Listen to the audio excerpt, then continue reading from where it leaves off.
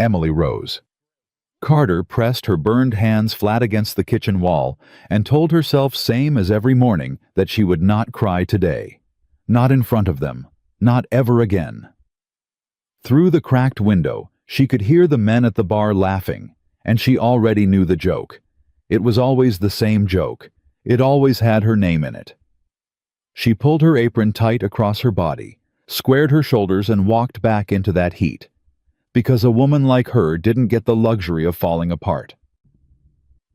If this story already has your heart, hit that subscribe button right now and follow Emily's journey all the way to the end, because I promise you, she earns every bit of what's coming. And drop your city in the comments below. I want to see just how far this story travels. The summer of 1883 arrived in Dust Creek, Montana, like a punishment. It came down hard and dry and mean, baking the earth into something that cracked underfoot, turning the main road into a ribbon of pale dust that coated every surface and every soul that tried to move through it. The town sat low in a valley between two ridgelines, and by mid-July the heat had nowhere to go. It just settled. It pressed down on rooftops and porches and the necks of people who had long since stopped expecting anything good from the world. Emily Rose Carter had stopped expecting things a long time before the heat arrived. She was 25 years old, and she had lived in Dust Creek her entire life. And in that entire life, she could count on one hand, one burned, scarred, calloused hand, the number of times someone had looked at her and actually seen her. Not her body, not her size, not the fullness of her hips, or the roundness of her face, or the way her arms filled out her sleeves. But her. The woman underneath all of it. She had a beautiful face. Anyone with honest eyes would admit that. Soft blonde hair she kept pinned back tight because loose hair caught fire near a cook stove, and she had learned that lesson at 15. Blue eyes the color of a winter sky, clear and sharp, and thinking always, always thinking.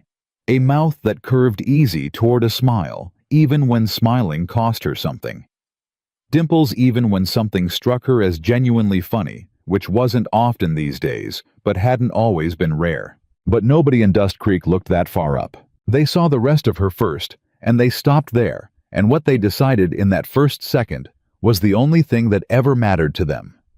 She was heavy, substantial in a way that the frontier did not romanticize, obese in a way that drew comments from strangers and silences from people who thought silence was the kinder cruelty.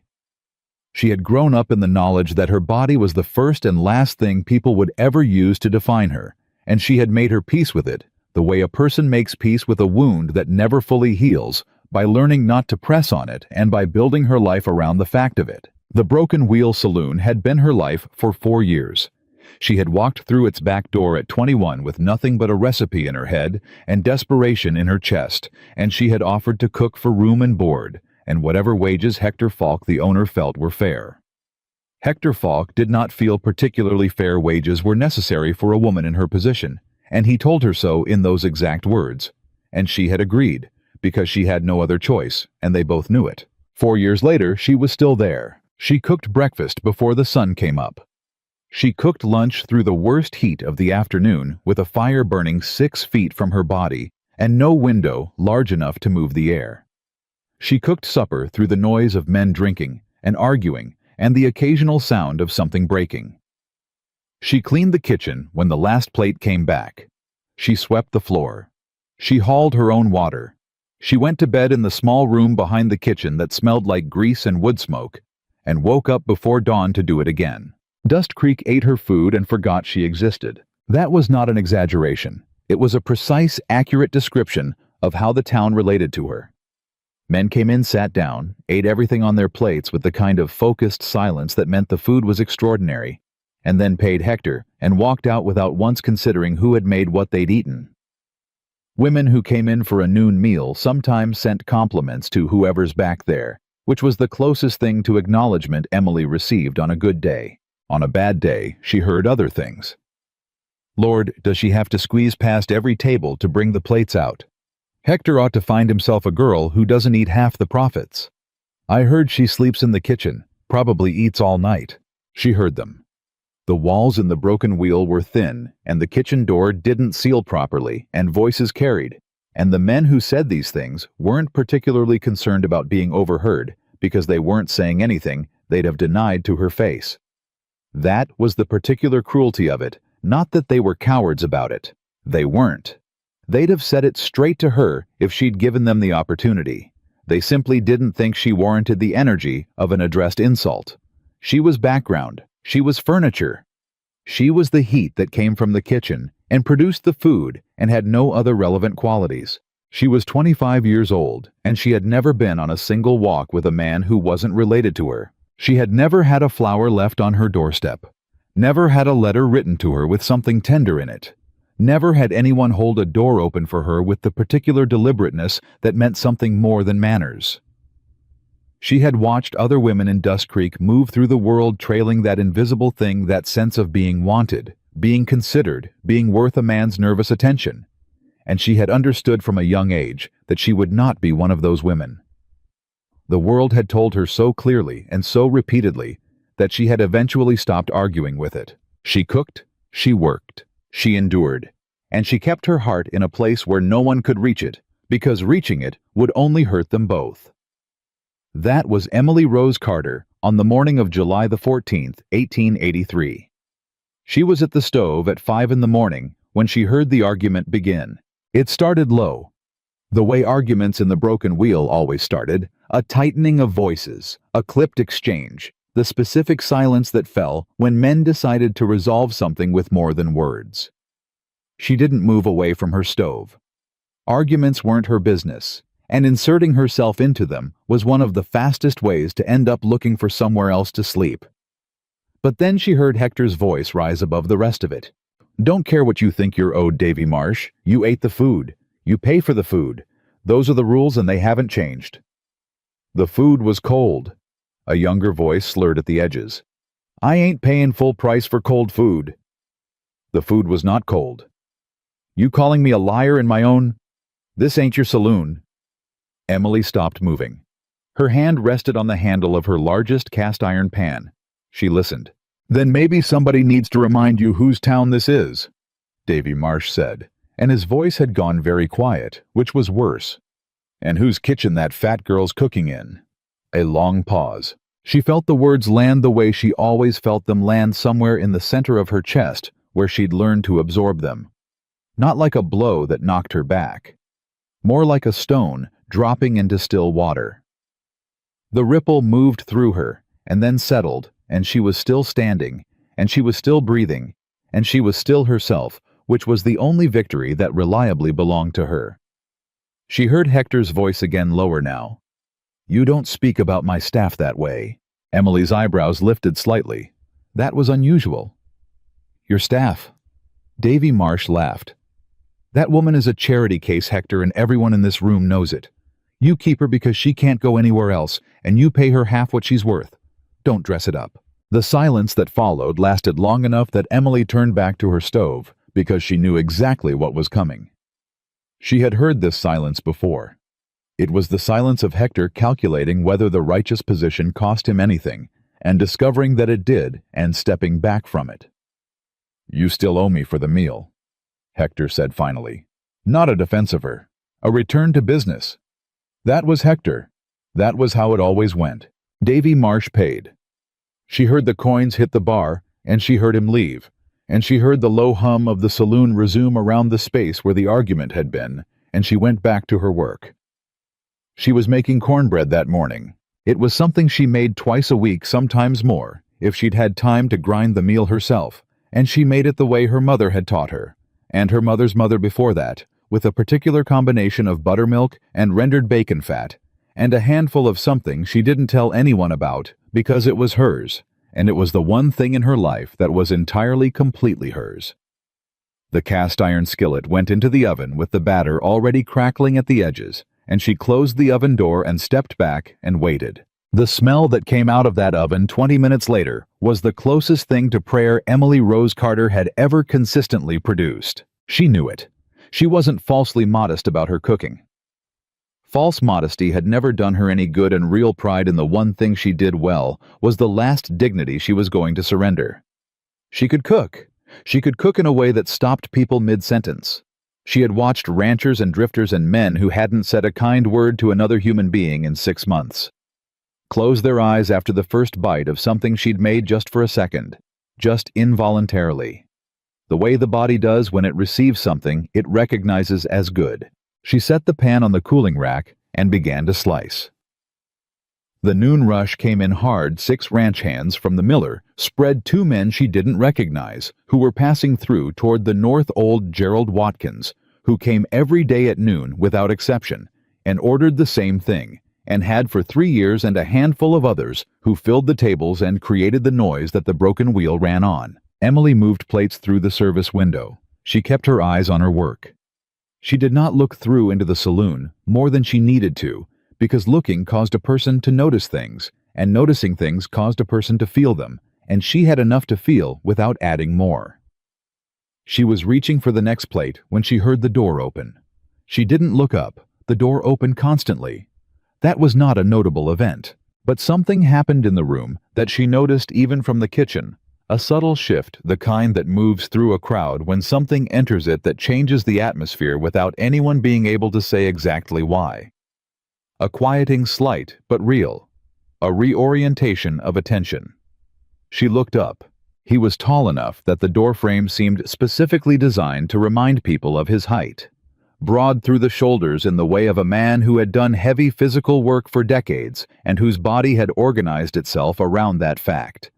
He wore a long duster that had been expensive, once dark brown leather gone soft with use, and beneath it a shirt the color of dark timber and trousers and boots that were maintained with the care of someone who respected his tools. A hat, wide-brimmed practical, pushed back slightly on his head in a way that was either casual or deliberate, and she couldn't immediately tell which. His face was the face of a man who had lived in it for a long time, weathered in the honest way, not beaten down but shaped by sun and by cold and by years of squinting at distances and making decisions that other people's lives depended on. He had a jaw that suggested he did not reconsider things once he had decided them, and dark eyes that moved through the room with the calm attention of someone who had learned that rooms could change quickly, and it was better to know what was in them. He was, Emily thought, with the detached clarity she'd learned to apply to men she would never interact with, genuinely handsome.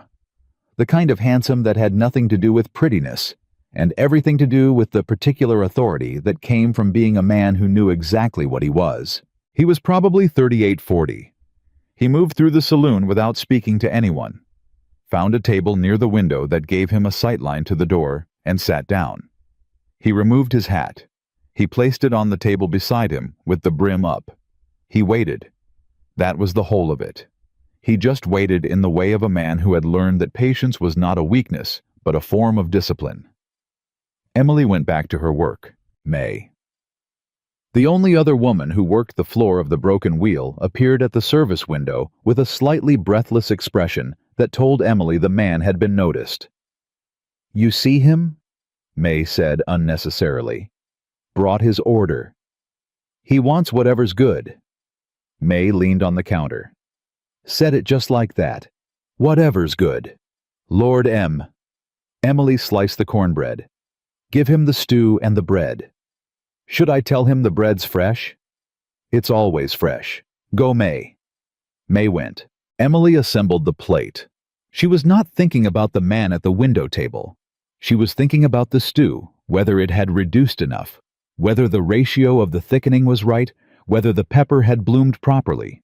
She was thinking about the afternoon bread she needed to start in an hour. She was thinking about the 3 things on her mental list that needed to be ordered from the supply wagon coming through on Thursday. She set the plate on the service counter and turned back to her stove. 8 minutes later, the kitchen door opened. Emily turned around with the immediate physical alertness of a woman who has learned that unexpected entries through her workspace are rarely good news.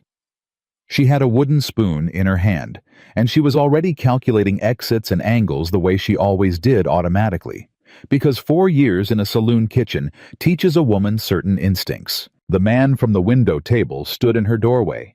He was bigger inside the kitchen than he had seemed from across the saloon. The room wasn't small, but he occupied it differently than the space suggested. He looked at her with those dark, calm eyes, and he did not look away. and he did not let his gaze travel down from her face, the way almost every man's gaze did that involuntary inventory, that she could feel like a physical thing, even when she was trying to ignore it. He looked at her face. He looked at her eyes, and then he looked at her hands. "You make that bread," he said. His voice was low and even, not loud, not performing anything. Emily tightened her grip on the spoon. "If there's a problem with it, no problem. I'd rather you said so straight. I don't have time to guess at complaints." "There's no complaint," he said, the same even tone. "I came back here to ask who made it." Emily looked at him for a moment. She was waiting for the rest of it, for the angle, for the correction that was coming, for the thing men actually meant when they came into her kitchen and spoke to her directly. There was always something behind it. There was always a transaction she hadn't agreed to, or a point they were working toward, or a joke she was going to be part of whether she wanted to be or not. "I made it," she said. "Thought so." He nodded slowly. "You add something to it. Something I couldn't identify." "It's my recipe." "I know. I'm not asking for it." He paused. "I just wanted to thank whoever made it. Hasn't happened enough in my life that I've eaten something that good. Seemed worth saying." Emily stared at him. The kitchen was hot around her, and the fire was going, and outside she could hear the saloon noise continuing without regard for anything happening in this room, and she was standing in front of a stranger who had just walked into her kitchen to say thank you. And she did not know what to do with that. She had no category for it. She turned it over and looked for the manipulation in it and couldn't find it, and the absence of it was so disorienting that she just stood there with a wooden spoon in her hand and said nothing for a full 3 seconds. "That's—" She stopped, started again. "You're welcome." "William Harrison," he said. Not offering a hand, she had both of hers occupied, and he'd noticed. Just giving her his name the way someone does when they think you might want to know it. "Emily Carter," she said without entirely deciding to. He nodded. Looked at her hands again, not in a strange way, not in any way she could take offense at, but with the particular attention of a man who understood what marks on hands meant, what work they testified to. "You've been cooking here long," he said. 4 years. Something moved through his expression. Not pity. Not quite. Something more considered than that. "Long time," he said. "It's a job," she said with the particular flatness she used to close conversations. He heard it. She could tell he heard it because he didn't push past it the way people sometimes did when they mistook her shortness for an invitation to ask more questions. "Well," he said. He reached up and touched the brim of his hat, a small motion, a courtesy. "Thank you for the meal, Miss Carter." He left. Emily stood in her kitchen for a moment after the door closed behind him. The fire crackled. The stew shifted in the pot. From the saloon she could hear May laughing at something one of the ranch hands had said. She looked down at her hands. The scars from old burns. The roughness of daily work. The particular shape of hands that had spent years doing something specific. She turned back to her stove. But something had shifted, and she noticed it the way you notice a door that is opened in a room you thought was sealed, not dramatically, not with any fanfare, just the simple, unmistakable fact of a new space where there hadn't been one before. She did not think about William Harrison for the rest of the afternoon. She thought about him almost constantly. He came back the next day. She found out from May first, because May came to the service window with an expression Emily had learned to categorize as gleeful emergency. "He's back," May said. Emily did not look up from the bread dough she was working. "Who?" "Don't do that. You know who. The man from yesterday. Harrison." "Is he ordering?" "Already ordered. Asked if the bread was fresh." May's voice went up slightly. "I told him it was always fresh." He smiled. "Men smile at you constantly, May." This was different. He smiled like he expected it. Like he already knew it would be fresh because of who makes it. May pressed herself against the counterframe. "He asked if you were here today." Emily's hand stopped in the dough. She started again immediately. What did you tell him? I said yes. Was I wrong to? No, Emily said after a moment. No, that's fine. She made the bread. She made it the same way she always made it. Not better, not adjusted, not performed for anyone's benefit. Her recipe was her recipe, and she didn't change it for company. She slid it into the oven and set about the rest of her preparation and did not let herself speculate about why a man she had spoken to for 4 minutes was returning to a saloon in a town she was fairly certain he did not live in. The plate went out through the service window, the same as always. 20 minutes later, the kitchen door did not open. Emily did not notice she'd been waiting for it to open until it didn't. She exhaled.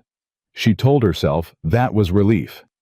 She told herself she had not wanted the disruption. She turned her attention fully back to her work and kept it there through the rest of the noon rush and into the afternoon, and she did not spare William Harrison another thought. May came back at 3 o'clock with a folded piece of paper. He left this, she said, holding it out. For you, specifically. Emily wiped her hands on her apron and took the paper and unfolded it. It was brief. The handwriting was clear and considered the writing of someone who had not had much formal education, but who had put effort into the letters anyway. Miss Carter. The bread was excellent again.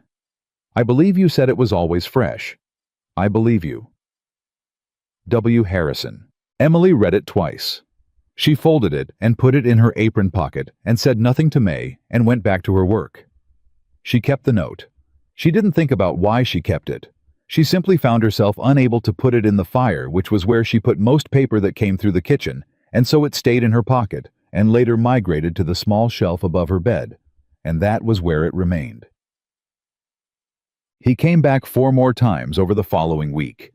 She counted, and then was irritated at herself for counting, and counted again anyway. Each time May reported the same things. He sat at the same table, ordered the same meal, ate everything, and left. Twice he spoke with Hector briefly, transactional exchanges, nothing personal. Once he'd exchanged a few words with old Gerald Watkins, who knew everyone in a 50-mile radius, and whose opinion of a man's character Emily had always found reliable. On the 5th day, she asked Gerald what he knew about William Harrison. Gerald was 83 or thereabouts, and had been in Montana since before it had a name worth putting on a map, and he received Emily's question with the dignified gravity of a man who had been asked important things before. Harrison, Gerald said around a spoonful of stew. Mountain man.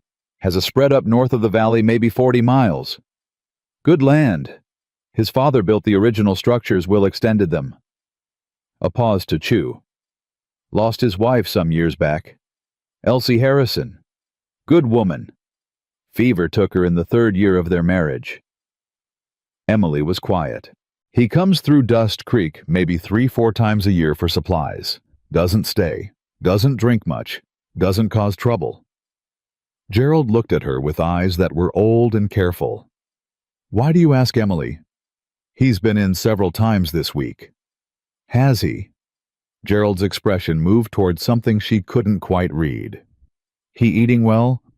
He seems to be. Gerald looked down at his stew and said nothing more. That afternoon, Hector Falk came into the kitchen. He was a wide man with small eyes, and the specific disposition of someone who had built a modest enterprise and was perpetually suspicious that it was about to be taken from him. He had treated Emily with the particular management style of someone who considered an employee's limited options to be the primary qualification for their position. He was not a cruel man in any dramatic sense. He was just the ordinary kind of unkind, the kind that doesn't think about it much. Harrison, Hector said, leaning in the doorway. William Harrison. You know who he is? I've heard the name. He's been asking about you. Emily turned from the stove. Asking what? Whether you work here permanent, whether you do any work outside the kitchen. Hector's small eyes were doing their calculation. I told him you were employed here full-time. That's accurate. He seemed to think maybe you'd have time for additional work, on the side. Hector crossed his arms. I told him we keep our staff busy. Emily looked at him carefully. Did he say what kind of work? Said he was looking for someone to help set up a proper kitchen operation on his spread. Said he'd been eating camp food for 2 years since his cook quit, and he was tired of it. Hector shifted his weight. I told him you weren't available. The word settled between them. Emily heard it for exactly what it was. Not protectiveness, not loyalty, but property management. The same thing Davy Marsh had said last week in a different language, the same claim being made by different mouths. She was Hector's cook the way the stove was Hector's stove. You told him I wasn't available, she repeated. That's right. And if he comes and asks me directly, Hector's eyes went small and flat. Then I'd expect you to tell him the same thing. Given that I provide your housing and your wages and your meals. Emily turned back to her stove. Yes, sir, she said with nothing in her voice at all. Hector left. She stood at the stove with her hands braced against the edge of the work table, and she breathed, and she let the feeling move through her and settle, and she looked at what it left behind. She had spent 4 years being grateful for what she had, because she had been taught to be grateful for it. She had a roof and food and wages, which was more than some people had, and less than most people needed. She had learned to make that arithmetic work in her favor, and she had done it so consistently that she'd stopped noticing that it was arithmetic and started believing it was the truth. But Hector had just walked into her kitchen and spoken to her the way you speak about an arrangement, a ledger entry, a resource. And the thing that came up in her after he left wasn't gratitude. It was something older and sharper and much harder to put back. She made supper. She made it well. She always made it well because she had her standards, and her standards were her own, and no man's attitude toward her was going to get into her cooking. But her hands were shaking slightly, which they did not usually do, and she noticed that and filed it away.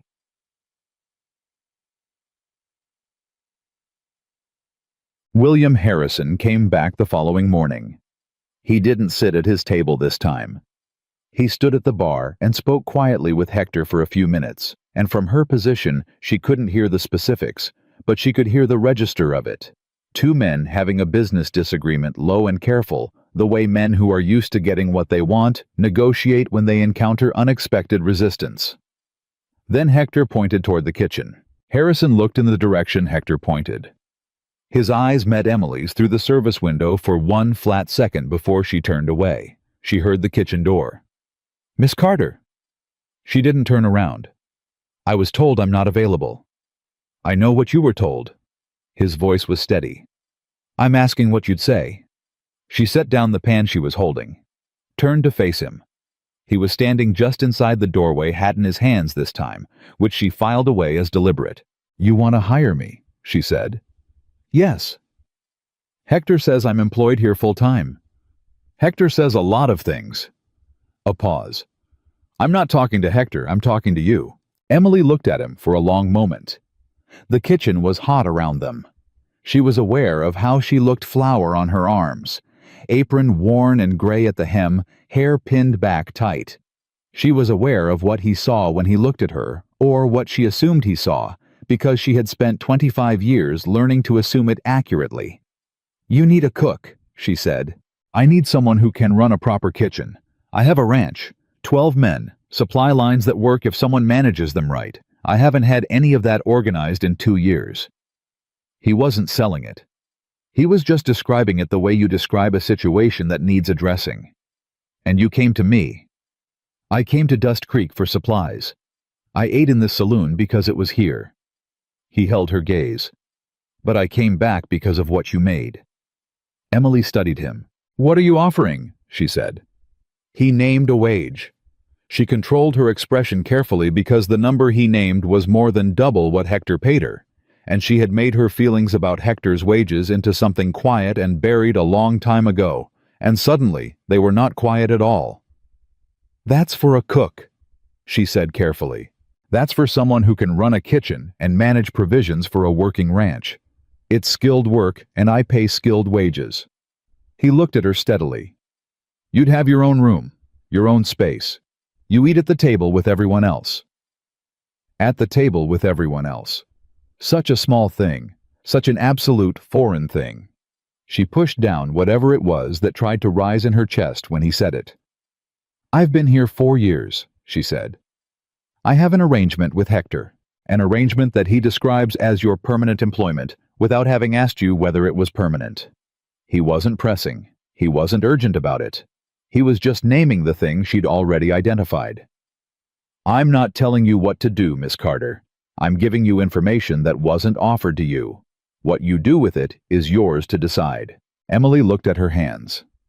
Her burned, scarred, calloused hands that had cooked 4 years of extraordinary meals for a town that had never once said her name with the particular weight of someone who thought it mattered.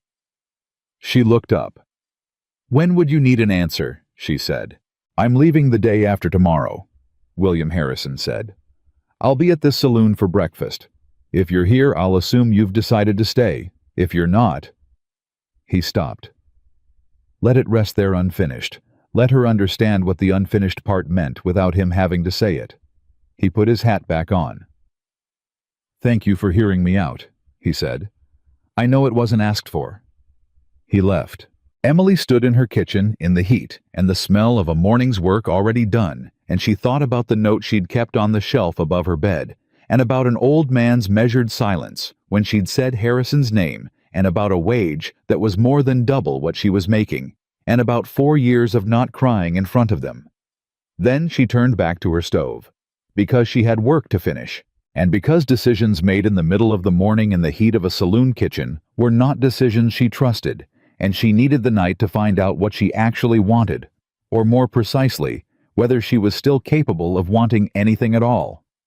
Emily Carter did not sleep that night. She lay on her narrow cot behind the kitchen with her eyes open and the heat pressing down on her like a living thing, and she ran the numbers the way she always ran numbers when she couldn't quiet her mind methodically, honestly, without the comfort of wishful thinking. 4 years, double the wage, her own room, a table where she ate with everyone else.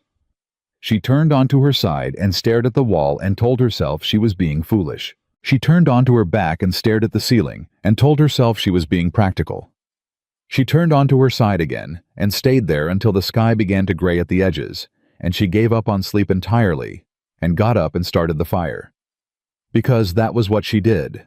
That was who she was. When everything else failed her, she worked. She made biscuits that morning that were by any objective measure the finest biscuits she had ever made in her life. She didn't know if that was defiance or grief, or the particular focus that comes when a person has been awake all night with a decision and needs their hands to be busy while their mind finishes its work.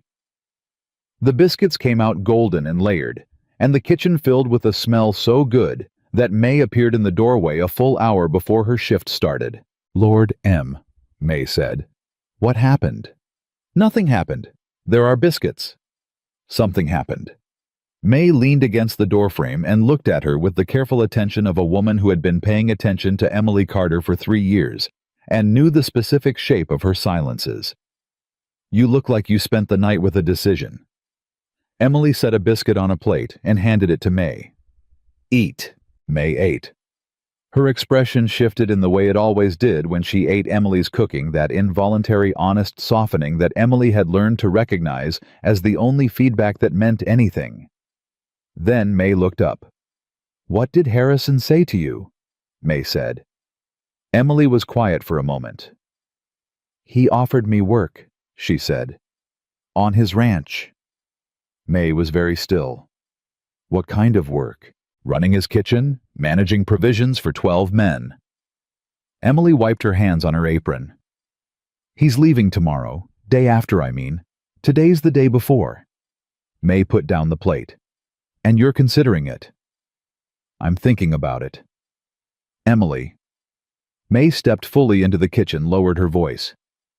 "Hector finds out you're considering this, he'll make your life very difficult. My life already is very difficult. More difficult." Emily looked at her. "I know. And you're still thinking about it." Emily looked at the biscuits cooling on the rack. She looked at the kitchen around her, 4 years of her life, accumulated in the scorched edge of the work table and the particular way she'd arranged the spice shelf, so everything was reachable left-handed, because she'd burned her right hand in the first month and learned to compensate and never fully uncompensated. 4 years of her body in this room. "I'm still thinking about it," she said. May nodded slowly, the kind of nod that contains a lot more than agreement. Then she picked up her plate again and finished her biscuit in silence, and Emily went back to her work, and neither of them said anything else, and somehow that was enough. Hector found out by 9 in the morning. She didn't know how the broken wheel had the particular social ecology of any closed system where information moved through walls and around corners by mechanisms that defied explanation, and by 9 o'clock, Hector Falk was standing in her kitchen doorway with his arms crossed and the expression of a man who has discovered that something he considered settled was not. "I hear Harrison came back here yesterday," Hector said. Emily was stirring a pot and did not stop stirring. "He comes back most days." "To the kitchen?" "Yes." "You didn't tell me he'd been to the kitchen." "You didn't ask." A pause. She heard him shift his weight. "What did he want?" "He told me what he told you," she said, "that he's looking for a cook for his ranch." "And I told him you weren't available." "Yes, you told me that." "And what did you tell him?" Emily lifted the spoon, tasted, added a pinch of something from the shelf, replaced the spoon. "I told him I'd think about it." The silence that followed was the kind that has a temperature. "You told him you'd think about it," Hector repeated. "That's what I said, Emily." He came further into the kitchen now, which he rarely did, and she turned to face him, because she had a policy about not having her back to a man when his voice sounded the way Hector's voice currently sounded. "You work for me. I house you. I feed you. I have kept you employed for 4 years when there isn't another establishment in this town that would have taken you on." She heard every word of that. Every single word, including the ones he hadn't said out loud. "I know that," she said. "Then you know that going off to cook for some mountain man who came through here 3 times and decided he liked your cornbread isn't a serious proposition. You know that." "He offered me a wage," Emily said. "I'm sure he did." "Double what you pay me." Hector's expression shifted into something that was trying to look like concern and was mostly something else. Emily, a woman alone, 40 miles north in the mountains, 12 men she doesn't know. She looked at him steadily. "You're worried about my welfare." "I'm being practical." "You're being practical," she repeated in the same even tone. "The way you were being practical when you told him I wasn't available without asking me. The way you were being practical when Davy Marsh called me what he called me last week, and you told him he still owed you for the meal." Hector's jaw tightened. "That was different," he said. "It wasn't different." She held his gaze. "I appreciate that you've employed me, Hector. I mean that honestly. But I'm going to think about Mr. Harrison's offer, and I'll let you know what I decide." "If you leave this kitchen," Hector said, and now his voice had dropped into the register of someone removing the pretense, "don't expect to come back to it." Emily nodded. "I understand." "I mean that. You walk out for Harrison, you've made your choice." "I understand," she said again. He stared at her for a moment longer. Then he turned and walked back out through the kitchen door, and his footsteps crossed the saloon floor, and she heard his office door close, with the particular emphasis of a man who has not gotten what he came for. Emily turned back to the stove. Her hands were shaking again, just slightly. She pressed them flat against the edge of the work table until they stopped. She had never spoken to Hector Falk that way. Not in 4 years. She had always calibrated herself inside the boundaries of what he considered acceptable, because the alternative was unemployment, and she had not until approximately 12 hours ago had any reason to reconsider that calculation. Something had changed overnight. She pressed her hands flat and breathed, and tried to identify what exactly had changed, because she needed to understand it before she acted on it. What she came to slowly standing at her work table with the fire going, and the morning already deep into itself, was this: William Harrison had walked into her kitchen and spoken to her like she was a person who had options. Not like she was lucky to have what she had. Not like her situation was fixed. like she was someone who could be offered something and could choose. And the act of being offered a choice, a real one, not a performance of one, had done something to the way she was able to see her own life. The arithmetic she'd made work for 4 years didn't work the same way anymore. The numbers came out different. And she didn't know yet what she was going to do about that, but she knew she couldn't unsee it. He was at his table at 7:30 the next morning. She saw him through the service window when she was pulling the first bread of the day from the oven. That table near the window, that particular posture hat brim up on the table beside him. He had a cup of coffee that May had brought, and he wasn't drinking it yet. He was looking at the window, outside or at the glass. She couldn't tell. May appeared. "He's here. I see him. What are you going to do?" Emily carried the bread to the rack. "I'm going to finish the morning bread. Then I'm going to plate his breakfast. Then I'm going to decide." May looked at her for a long moment. Then she said very quietly, "Em, you're the best cook I have ever known. You are the best person I have ever known. And you have been in this kitchen for 4 years, and no one here has ever once told you either of those things." Emily went still. "I'm not saying leave," May said. "I'm not saying stay. I'm just saying you deserve someone who notices what you're worth, without having to be asked to." Emily looked at the bread on the rack, at her hands. At the worn edge of the apron she'd been wearing so long, the strings had been retied twice. "Go take his order," she said. May went. Emily made breakfast. She made it the same way she made everything, with the full weight of her attention and her skill, and without performing it for anyone.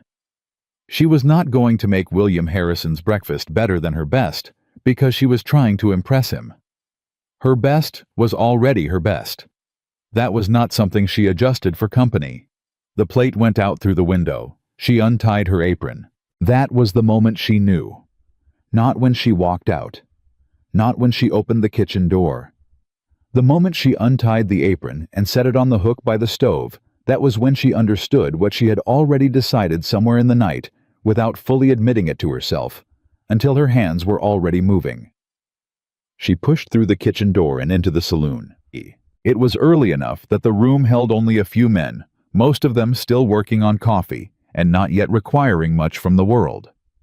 She was aware of the shift that happened when she walked out from the kitchen, the way people noticed the slight recalibration of attention, because Emily Carter came out from behind the kitchen door approximately never, and her presence in the saloon proper was unusual enough to register.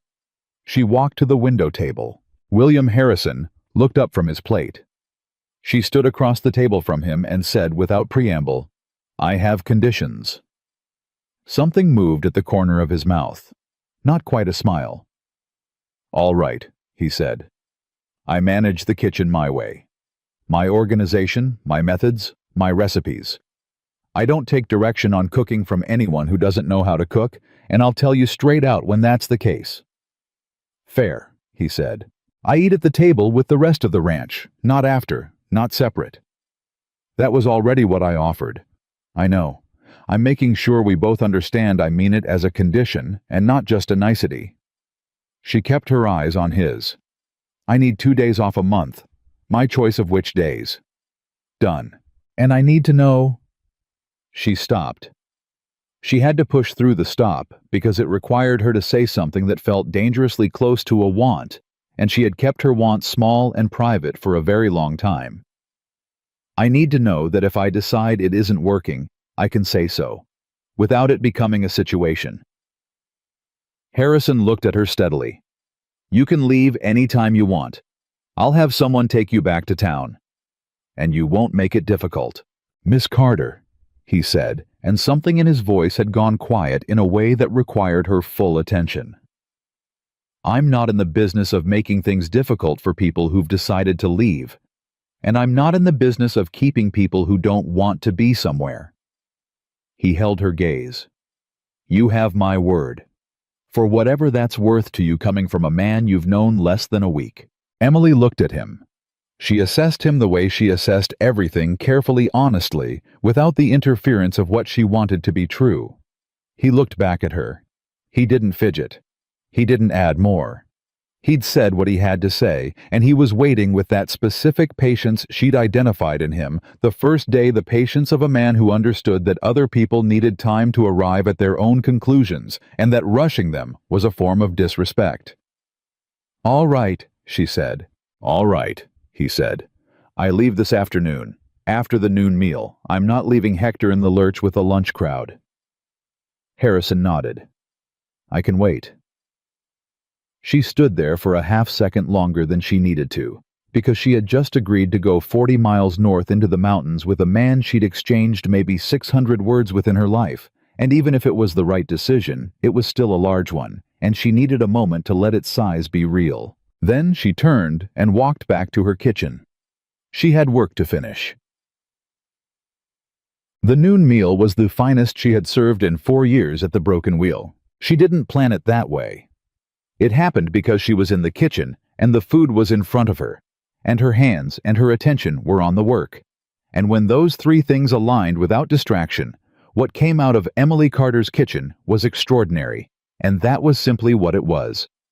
Roasted beef, with the particular depth of flavor that came from a long morning's work. Fresh bread, a second bake.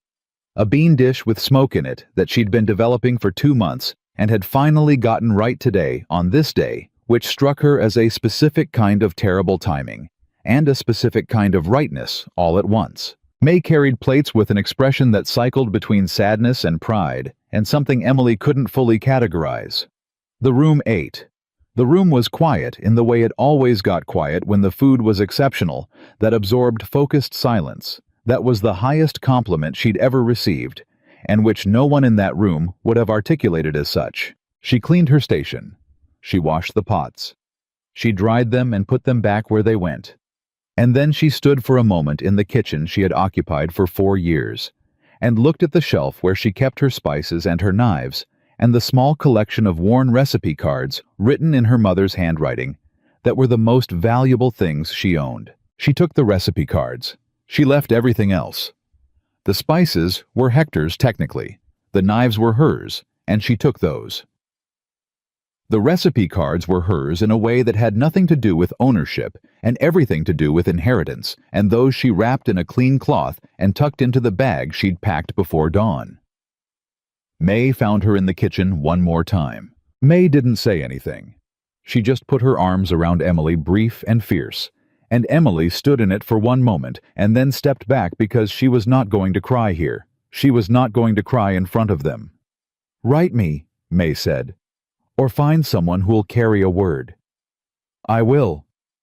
"Em!" May's voice had gone rough at the edges. "Don't come back unless it's because you want to. Not because it's familiar. Not because it's safe. Only if you want to." Emily looked at her. "I'll remember that." She picked up her bag. She walked out through the kitchen door and across the saloon floor and through the front door of the Broken Wheel Saloon, and she did it without looking back, because looking back was a thing she had done enough of, and she was tired. Harrison was waiting outside with 2 horses. He'd arranged one for her without being asked, a steady-looking roan mare with a broad, sensible build and an unbothered expression that Emily found immediately appealing. He helped her secure her bag without making a production of it. He handed her the reins and then went to his own horse and mounted without ceremony. "Ready," he said. Emily settled into the saddle. She hadn't ridden in 3 years. There was no occasion for riding when you never left a building, but the body remembered, and the mare was patient, and she found her seat with less difficulty than she'd expected. "Ready," she said. They rode out of Dust Creek at 1:30 on a July afternoon northward, toward the mountains, into heat that thinned as they climbed, and a sky that opened wider than anything Emily had been able to see from a kitchen window. She did not look back. They rode for most of the afternoon with the kind of quiet between them that Emily spent the first hour analyzing for threat. Was it uncomfortable silence? Hostile silence? The silence of a man running a calculation she couldn't see, and spent the second hour simply inhabiting, because she'd run out of threat to find in it. It was just quiet. He rode beside her with about 10 feet of space between them, and he watched the trail, and she watched the trail, and occasionally he pointed out something relevant to their route, without the unnecessary accompaniment of commentary. Around 3 o'clock he said, "We'll stop at the creek ahead for the horses." "All right," she said. They stopped. She dismounted with more grace than she'd expected, which was something to note quietly and without making anything of. She watered the mare and walked a little to ease her legs, and he did the same, and they reconvened at the horses without discussion. "How far?" she said. "4 more hours roughly. We won't make it before dark if we don't push the pace." She looked at the sky. "Then we push the pace." He looked at her, a brief look but with something in it she couldn't read. "All right," he said. And there was something in the way he said it, not surprised exactly, but something adjacent to approval that wasn't trying to be approval, that she didn't know what to do with, and filed away anyway. They pushed the pace. The mountains were genuinely beautiful, and she noticed that without intending to, the way you notice something that has nothing to do with anything you've been arguing with yourself about. Just the simple, factual beauty of a place that hadn't been diminished by human opinions of it. She hadn't seen open country in 3 years. She hadn't known she missed it until she was in it again. Around 6 o'clock, with the light going golden and long, Harrison said, "Can I ask you something?" She was aware that the sentence was constructed as a question, permission requested, not assumed. "Go ahead." "Why did you stay 4 years?" She considered the question. He deserved the honest version, she decided, not the shortened one. "Because I had nowhere else to go when I got there, and because it took me that long to understand that nowhere else to go is a temporary condition, not a permanent one." He was quiet for a moment. "What changed?" She kept her eyes on the trail ahead. "Someone offered me a choice," she said. "Made me realize I still had them." He didn't respond to that directly, but after a moment he said quietly, "I should have said this earlier. My ranch, it's not fancy, it's working land. The men are decent, but they're ranch hands, and it can be rough company. I've worked in a saloon for 4 years. Right." A pause. "I just want you to know what you're riding toward." She glanced at him sideways. "What am I riding toward?" He thought about it. She appreciated that he thought about it, that he didn't reach for something easy. "Hard work," he said finally. "Fair pay. People who'll judge you by what you do, and not by anything else." Emily looked at the trail. "That's more than most people get," she said. He nodded. No argument. They rode. It was past 7 when the ranch came into view, and even in the fading light, Emily could see the particular organization of it, not sprawling, not careless, but laid out with the considered practicality of someone who had thought about how work should move through a space. The main house was long and low, and showed additions in stages, which meant it had been built by someone who expected to grow and had planned accordingly. Outbuildings neat. A bunkhouse with a light showing. She noted all of this without stating any of it. The men came out when they heard horses. Not all of them. It was late, some would be asleep, but 4 or 5 materialized in the gathering dark, and she sat her horse and looked at them, and they looked back at her with the frank appraisal of men who work together in isolation and view new arrivals as data to be processed. Harrison dismounted. "This is Miss Carter," he said, to no one specifically, and therefore to all of them.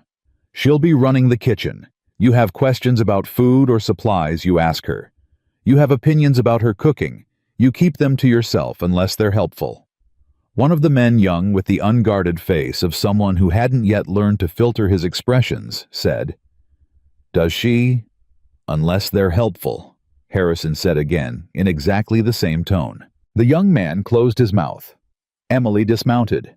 She stood on her own feet on ground that wasn't the broken wheel saloon and felt the specific weight of the moment, not dramatic, not triumphant, just real. The ground under her feet, the cooler air, the smell of pine and horses, and a fire somewhere close. An older man stepped forward. He had a gray beard and the kind of face that had been weathered into something close to kindness.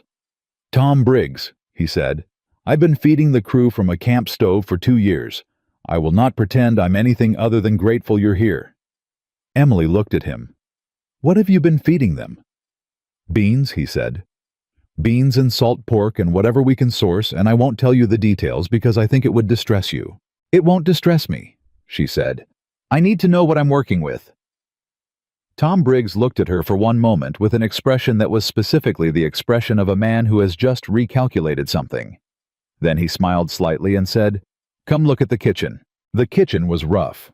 She had expected rough, and rough was what she got: a large work table that had been used hard and maintained indifferently, a stove that needed its connections, checked a larder that told the story of a crew subsisting rather than eating.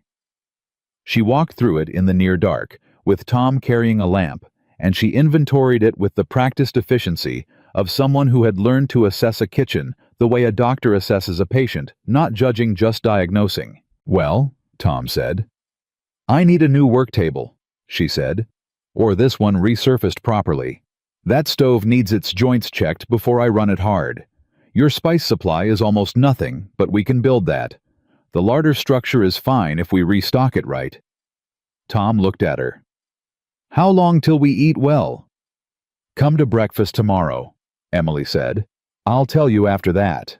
He laughed, short, genuine, surprised, and it was such an unperformed sound that Emily filed it away in the specific collection of things that had surprised her that day, which was becoming a collection of unusual size. She found her room small, private, with a window that looked toward the tree line and a door that locked from the inside, which she tested twice out of habit. She set her bag on the bed. She took out her mother's recipe cards and set them on the windowsill where she could see them. She sat on the edge of the bed. The ranch was quiet around her, the kind of quiet that wasn't empty but inhabited the sound of a place where work happened and people slept so they could do it again. A horse shifting in the stable. Wind in the pines. Somewhere distant, what might have been a coyote. She sat in it and let herself feel the size of what she'd done today. Let herself feel the fear underneath the practicality, because it was there and pretending it wasn't would only give it more power. She had left the only employment she'd had in 4 years. She had ridden 40 miles with a man she barely knew. She was in an unfamiliar place surrounded by strangers. She was also sitting in a room with a door that locked from the inside, and a window that looked toward mountains, and a kitchen that had room to become what she needed it to be. And tomorrow morning, she would walk into that kitchen and make something and find out what she was working with. She had conditions she'd named out loud and had been met with. She had named her worth in plain terms and had not been laughed at. She lay back on the bed without undressing and looked at the ceiling and thought about May's voice saying, "You deserve someone who notices what you're worth without being asked." And she stayed with that thought for a long time, in the dark, in the quiet, in the room with the locking door. She did not run the arithmetic this time. She just let the thought exist. She was up before dawn. She had set no alarm because she never needed one. Her body kept its own schedule with the reliability of a working clock, and 4:30 found her awake and sitting on the edge of the bed and then moving before she'd fully decided to move the way she always did, because motion was easier than thought first thing in the morning, and she had always been grateful for that. She checked the stove. The joints were not as bad as she'd feared in the dark. She started the fire with the particular practiced efficiency that her body performed while her mind was still catching up to the day. She found the flour. She found the lard. She found eggs that were fresh, good sign, and salt, and a few things she hadn't expected to be there, including a small jar of sorghum that she held up and examined with something close to respect. She started biscuits. She started bacon from a side she found hanging properly cured and correctly stored, which told her something about Tom Briggs's basic competence, even if the kitchen around him had suffered from neglect. She found potatoes and started those as well. She assessed the coffee pour, but present, and started a pot. She was 40 minutes into cooking when the smell arrived. She always knew when the smell had reached the rest of the building because of what happened next, which was exactly what happened now. The sound of men waking. Not alarms, not shouting, just the sequential sounds of human beings responding involuntarily to the signal that something good was happening in the kitchen, and it was happening now, and it required their presence. Tom Briggs appeared first. He stood in the kitchen doorway in his suspenders with his boots unlaced, and he looked at the stove, and he looked at Emily, and he said nothing at all for a full 5 seconds. Then he said, "Lord Almighty." "Sit down," Emily said. "Coffee's ready."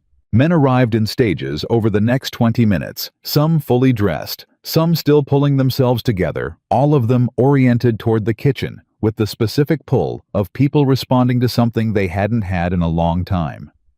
She watched them from the stove and filed them away, names she didn't know yet.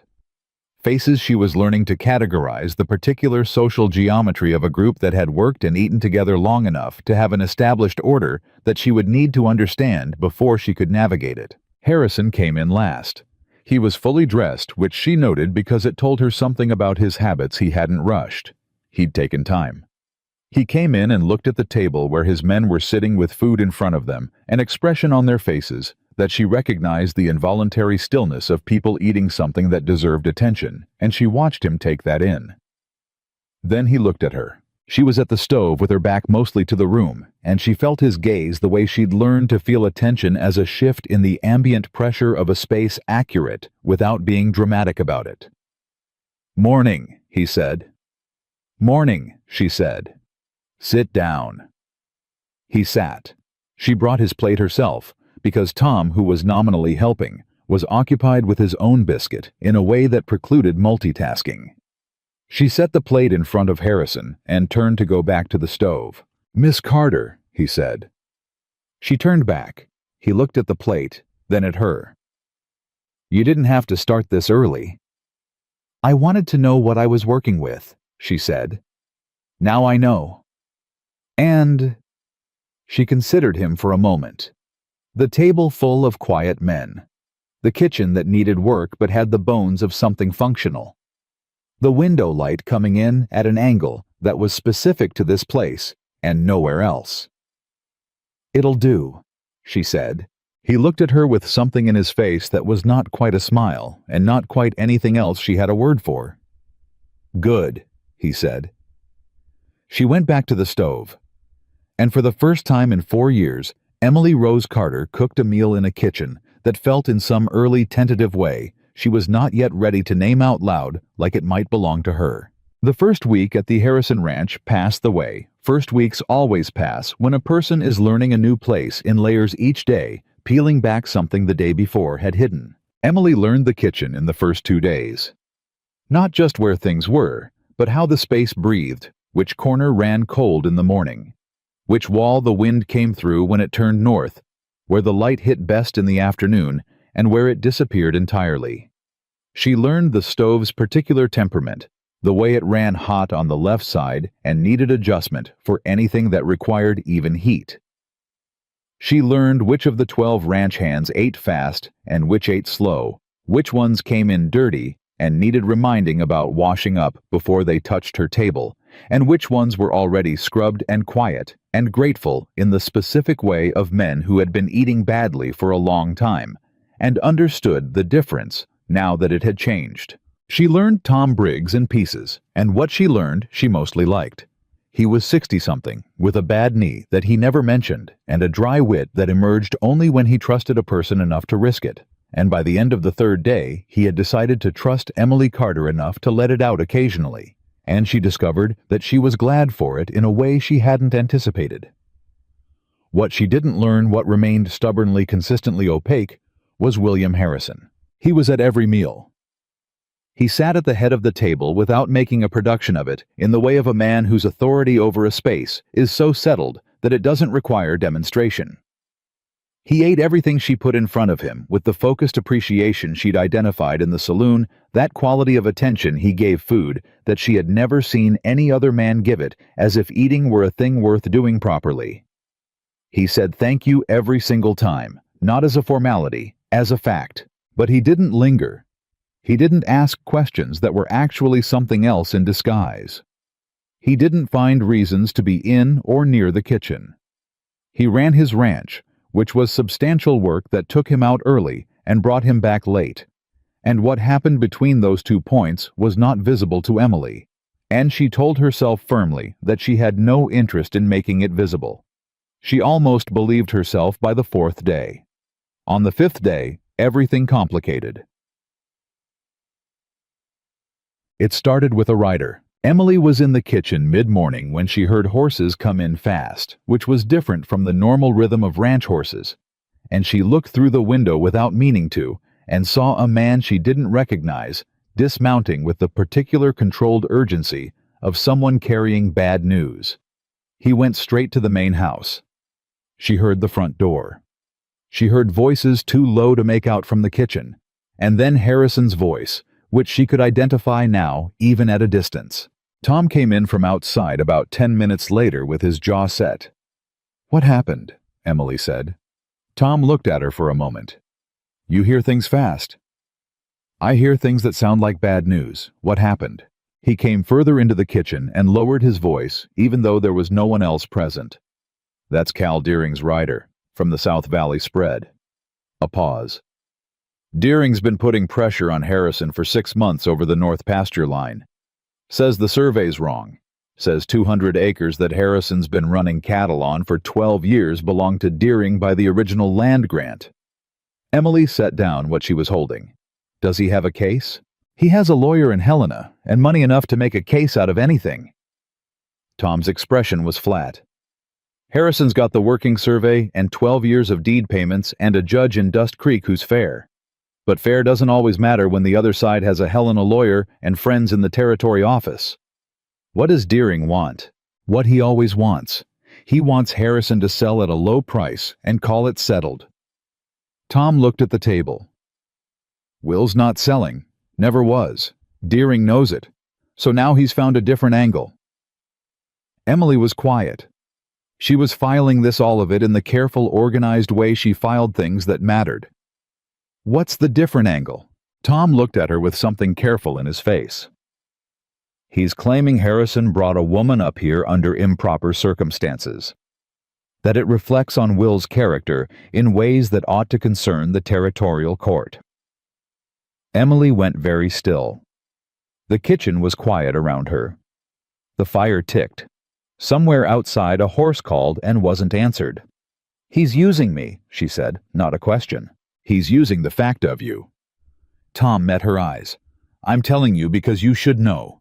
Will doesn't know I'm telling you. He'd probably tell you himself, but in his own time, which might not be fast enough for you to make your own decisions." Emily looked at the work table. She looked at her hands. "How bad is it?" she said. "Depends on whether Deering's got anyone willing to testify. He doesn't have anything real, but real and provable aren't always the same thing. And this is Montana territory, and a woman living on a man's ranch without family or a clear formal arrangement is—" He stopped, started again. "People make assumptions. People always make assumptions about women like me," Emily said with a flatness that had nothing angry in it, just the bone-deep accuracy of long experience. Tom was quiet. "All right," she said. She picked up what she'd set down. "Breakfast will be on the table at the usual time." Tom blinked. "That's all you've got to say?" "That's all I've got to say right now." She looked at him directly. "Thank you for telling me." He studied her for a moment with the expression of a man encountering something he hadn't expected. Then he nodded and went out, and Emily turned back to the stove, and her hands were not shaking this time. They were very steady, which was worse somehow. The shaking was feeling. The steadiness was something that had gone past feeling into a place she recognized from difficult years. The specific, controlled calm that descends when a person realizes the thing they feared has arrived. And there is now only the question of what to do about it. She had known. She had known somewhere below the practicality of the decision that being a plus-size woman alone at a widower's ranch was a thing the world would have opinions about. She had known it and decided anyway, and she did not regret deciding. But knowing a thing and having it arrive in your kitchen as an actual weapon aimed at an actual man were different experiences entirely. The question she needed to answer, and needed to answer before Harrison came in for the noon meal, was whether she was going to let that weapon land. He came in at noon, the same as every day, and he sat down and she brought his plate, and for 30 seconds neither of them said anything. And then he said, "Tom told you." It wasn't a question. "Tom told me?" she said. He looked at his plate. Then he looked at her, and his expression had the particular quality she'd come to associate with him when he was deciding how honest to be, that slight inward turn, that weighing. "I was going to tell you myself, this evening." "I know." She sat down across from him, which she didn't usually do, and the departure from routine caused him to recalibrate slightly. She could see it. "I need to ask you something directly, and I need you to answer me the same way." "Go ahead," he said. "Does Deering actually have a legal angle here, or is he manufacturing one?" Harrison looked at her without evasion.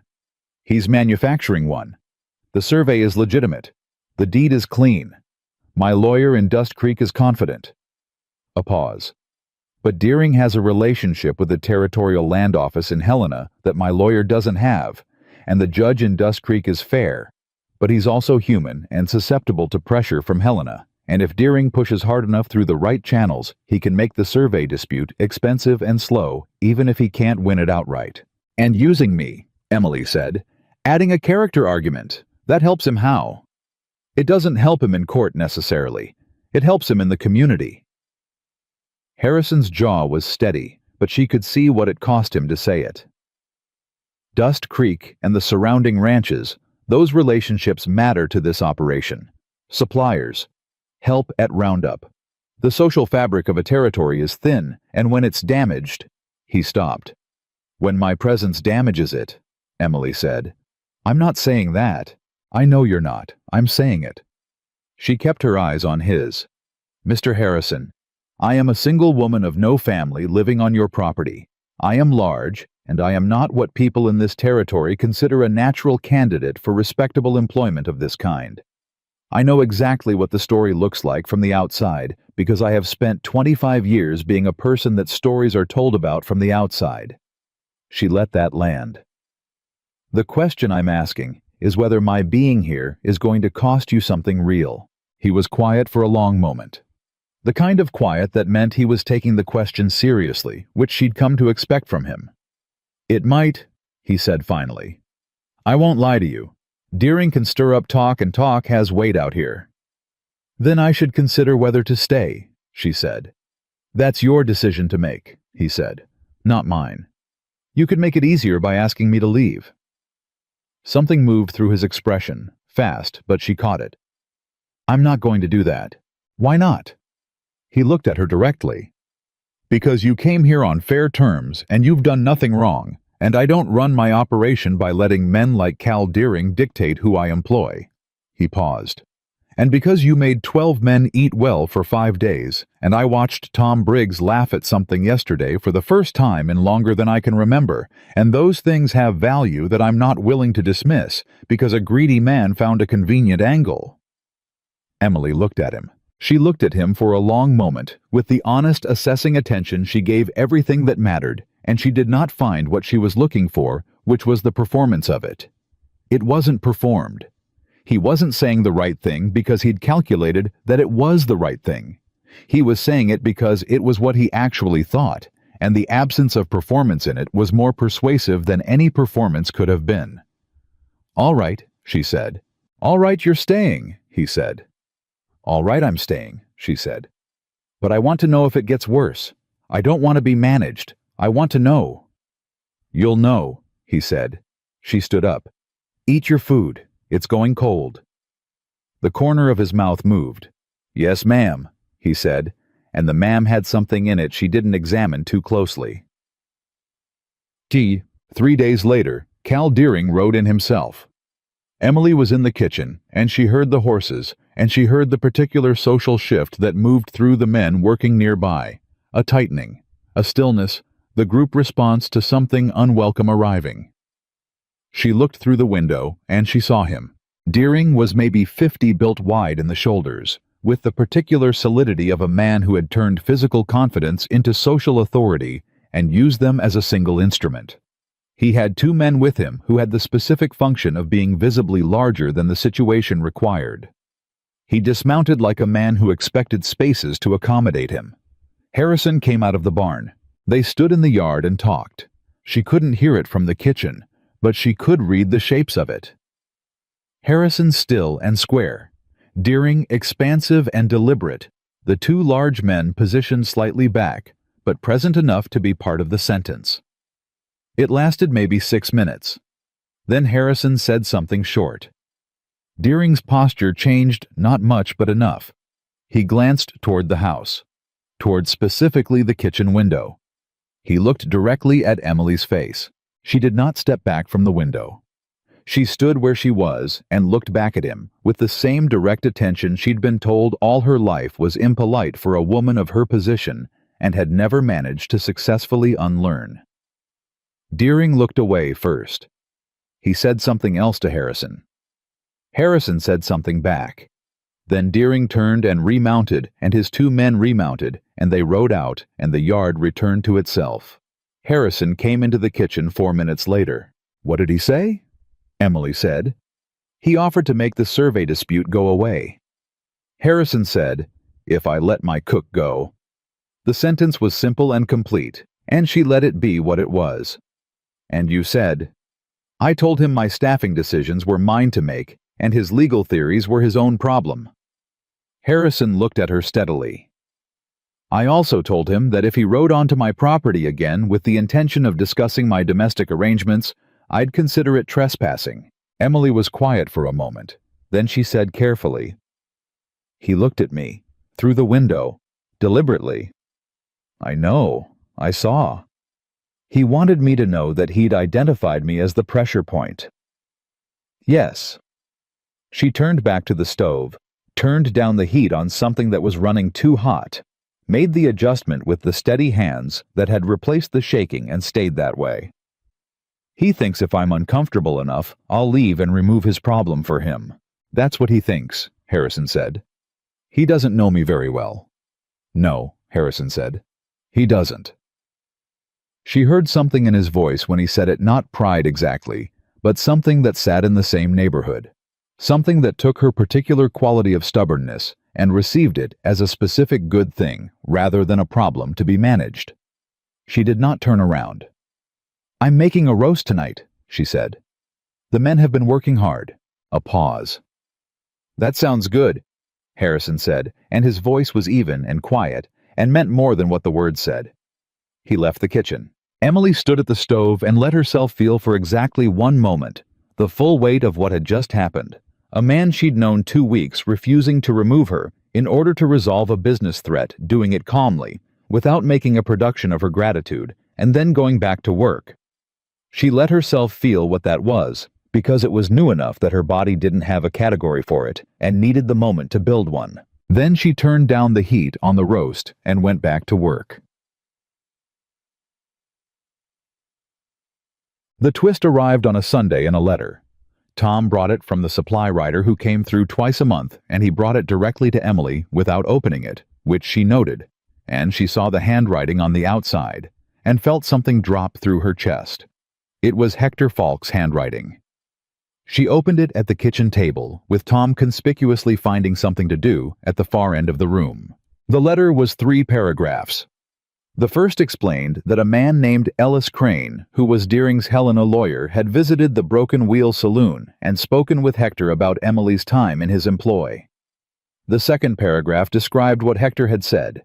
The third paragraph was Hector telling her he was sorry, which was the most surprising thing she had read in years, and also the most useless. What Hector had told Ellis Crane's lawyer, that Emily Carter was a reliable worker, but had a history of forming inappropriate attachments to male patrons, that he had let her go because of concerns about her conduct, and that her departure to a single man's remote ranch was consistent with a pattern of behavior he had observed over 4 years. Emily read it twice. She read it 3 times. She folded it very neatly along its original creases. Tom across the room was not actually doing anything. He was just existing in a way that gave her space, and she was grateful for that, in a way she couldn't have articulated. "Tom," she said. "Yeah. I need to speak with Mr. Harrison." He was there in less than 5 minutes, which told her Tom had moved faster than his bad knee usually allowed, which told her Tom had been worried. Harrison came in and looked at her face, and then sat down at the table across from her without being asked. She handed him the letter. He read it. He read it without his expression doing anything dramatic, which she appreciated, because she needed steady right now, and drama would have cost her the steadiness she was using both hands to hold. He set the letter on the table. "Hector Falk is a coward," he said. "He's afraid of a lawyer from Helena," she said. "Most people are. That doesn't excuse it."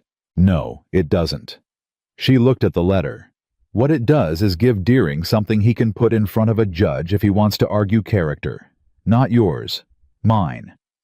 Harrison was quiet. "He's building a case that I'm here for reasons other than employment," she said. "And if my former employer is willing to say things that support that case." She stopped, breathed. "It changes your exposure, legally and socially, Emily." He used her given name, and she noted it filed. It kept going. "I'm not changing my position because of this." "I know you're not." She looked at him. "But I need to change mine." His expression sharpened. "Meaning I need to think about whether there's something we can do that takes this angle away from him, something formal, something that changes what I am on this ranch in a way that the law and the community can see clearly." Harrison looked at her for a long moment. The kitchen was quiet. The fire was burning low and she hadn't built it up, and the afternoon light was doing something specific through the window that she wasn't looking at. "Are you suggesting what I think you're suggesting?" he said. "I'm suggesting we consider our options," she said. "Practically. Without—" She pushed down the thing that wanted to make this complicated. "Without any confusion about what I'm saying or why I'm saying it." "And what are you saying?" he said, quiet, even, those dark eyes on her face. Emily Carter, who had spent 25 years building a wall between herself and the thing she was currently standing on the edge of, looked at William Harrison across a kitchen table in the Montana mountains and said, "I'm saying that if you were to formalize this arrangement, it would remove Deering's argument entirely. And I'm saying that's a practical reason, and I'm not asking you to dress it up as anything else." Harrison was quiet for a long moment. Then he said, "What if I wanted to dress it up as something else?" She stared at him. He didn't look away. He didn't soften it, or take it back, or fill the silence with something easier. He just sat there across from her, with his hands on the table, and his steady dark eyes, and waited with the patience that was his most consistent characteristic. "Mr. Harrison," she said, and her voice came out lower than she'd intended. "Will," he said. "I think we've earned first names." "Will." She said it carefully. "I have been at this ranch for 2 weeks." "I know." "I came here as an employee." "I know." "You don't know me." "I know more than you think," he said. "I know you got up before sunrise every day and made 12 men eat the best food they've had in years and didn't ask for thanks but noticed when it was given. I know you stood at that window when Deering looked at you and didn't step back." He paused. "I know you just handed me a letter that gave you every reason to protect yourself by leaving, and instead of leaving, you sat down and started thinking about how to protect me." The kitchen was very quiet. "That's not—" she started. "That's exactly what it was," he said gently. "And you can call it practical if that's easier. But I've been watching you for 2 weeks, and I know what it looks like when someone is practical, and I know what it looks like when someone cares, and those aren't always the same thing." Emily looked at the table. She looked at the letter sitting between them. She looked at her hands. She thought about May's voice saying, "You deserve someone who notices what you're worth without being asked." She thought about the wall she'd built and how much work it had taken, and how strange it was to be sitting on both sides of it simultaneously.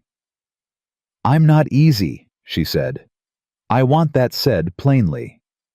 I'm not looking for easy. I have opinions about my kitchen, and I don't yield them.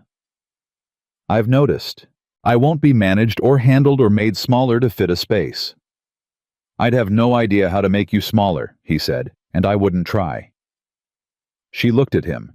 She looked at him for a long time with the honest, direct, unflinching attention that had always made people uncomfortable, and he met it without flinching. "All right," she said finally. His breath shifted, just slightly. "All right," he said. "But we do this right," she said. I won't have it be a transaction. If we do this, we do it in town with a judge proper and legal and witnessed." "Yes," he said, "and you never use it to override my kitchen." Something happened at the corner of his mouth. "Understood. Or my days off. Both of them. Both of them." "Done," he said. She looked at him for one more moment.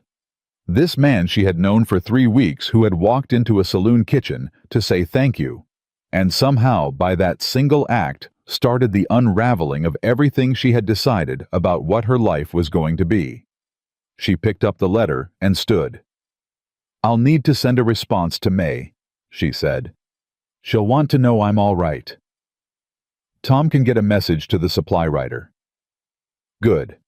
She turned to the stove. "Supper in 2 hours." "Emily," he said. She stopped, turned slightly. "Thank you," he said, "for staying." She looked at him over her shoulder. 25 years of learning not to want things. 2 weeks on a mountain. A letter from a coward, and a man who hadn't moved when he should have stepped back. "Don't make me regret it," she said. And for the first time in front of her fully and completely, and without anything restrained about it, William Harrison smiled. She turned back to the stove before it could do to her what it was clearly trying to do, and she built the fire up and set about making supper, and the kitchen filled with warmth and smell and the particular density of a room where something real had just happened. And she let herself feel the edges of it without looking at it directly, the way you look at something, bright sideways carefully, so it doesn't blind you before you're ready. They rode into Dust Creek on a Wednesday morning 11 days after the letter arrived. Emily had spent those 11 days doing what she always did when something large was pressing on her from the inside. She worked. She reorganized the larder and built an inventory system that Tom called unnecessary, and then used religiously within 48 hours. She developed a bread schedule that meant fresh loaves hit the table every morning without requiring her to start before 4. She sourced 3 new spices from the supply rider and experimented with the roast until she had it exactly where she wanted it, and the men ate it on the 9th day with the specific silence that meant she'd gotten it right. She did not talk about what was coming. Harrison did not bring it up. They had said what needed saying in the kitchen that afternoon, and neither of them was the kind of person who needed to revisit a decision once it was made. What they were, she was slowly discovering, was 2 people who operated on the same frequency, without having planned to both of them preferring action to discussion. Both of them more comfortable in the doing of a thing than in the talking around it. What she did do on the 3rd night after their conversation was write a letter to May. She wrote it twice. The first version was too careful, too constructed, too much the voice she used when she was managing someone else's reaction to her news. She threw it in the fire and wrote the second version the way she would have talked to May if May had been sitting across the table, directly, honestly, without the protective layer. "May, I'm well. The kitchen is mine and the work is real and the men are decent. Something has happened that I'm still making sense of, but that I believe is good, and I will tell you more when there is more to tell. I am not lonely. I was not sure I would be able to say that. E." She sent it with the supply rider. She did not wait for a response before she stopped feeling the weight of having sent it, which she recognized as progress of a particular kind. The morning they rode to town, she dressed in the best dress she owned, which was not saying much, but was saying something, and she pinned her hair with more attention than usual, and she looked at herself in the small mirror above her wash basin with the honest assessment she applied to everything. She looked like herself. That was all. She had never looked like what the world thought a bride should look like, and she was not going to look like that today, and she had made a separate peace with that fact somewhere around age 16, and the peace had held reasonably well ever since. She was a large woman with a beautiful face and capable hands, and she was riding into Dust Creek to marry a man who had seen all of that and made an informed decision, and the mirror could hold whatever opinion it wanted. She went out to the horses. Harrison was already mounted. He looked at her when she came out, and something moved through his expression, quick, genuine, unperformed, that she filed in the growing collection of things about him she was learning to trust. "Ready," he said. "Let's go," she said.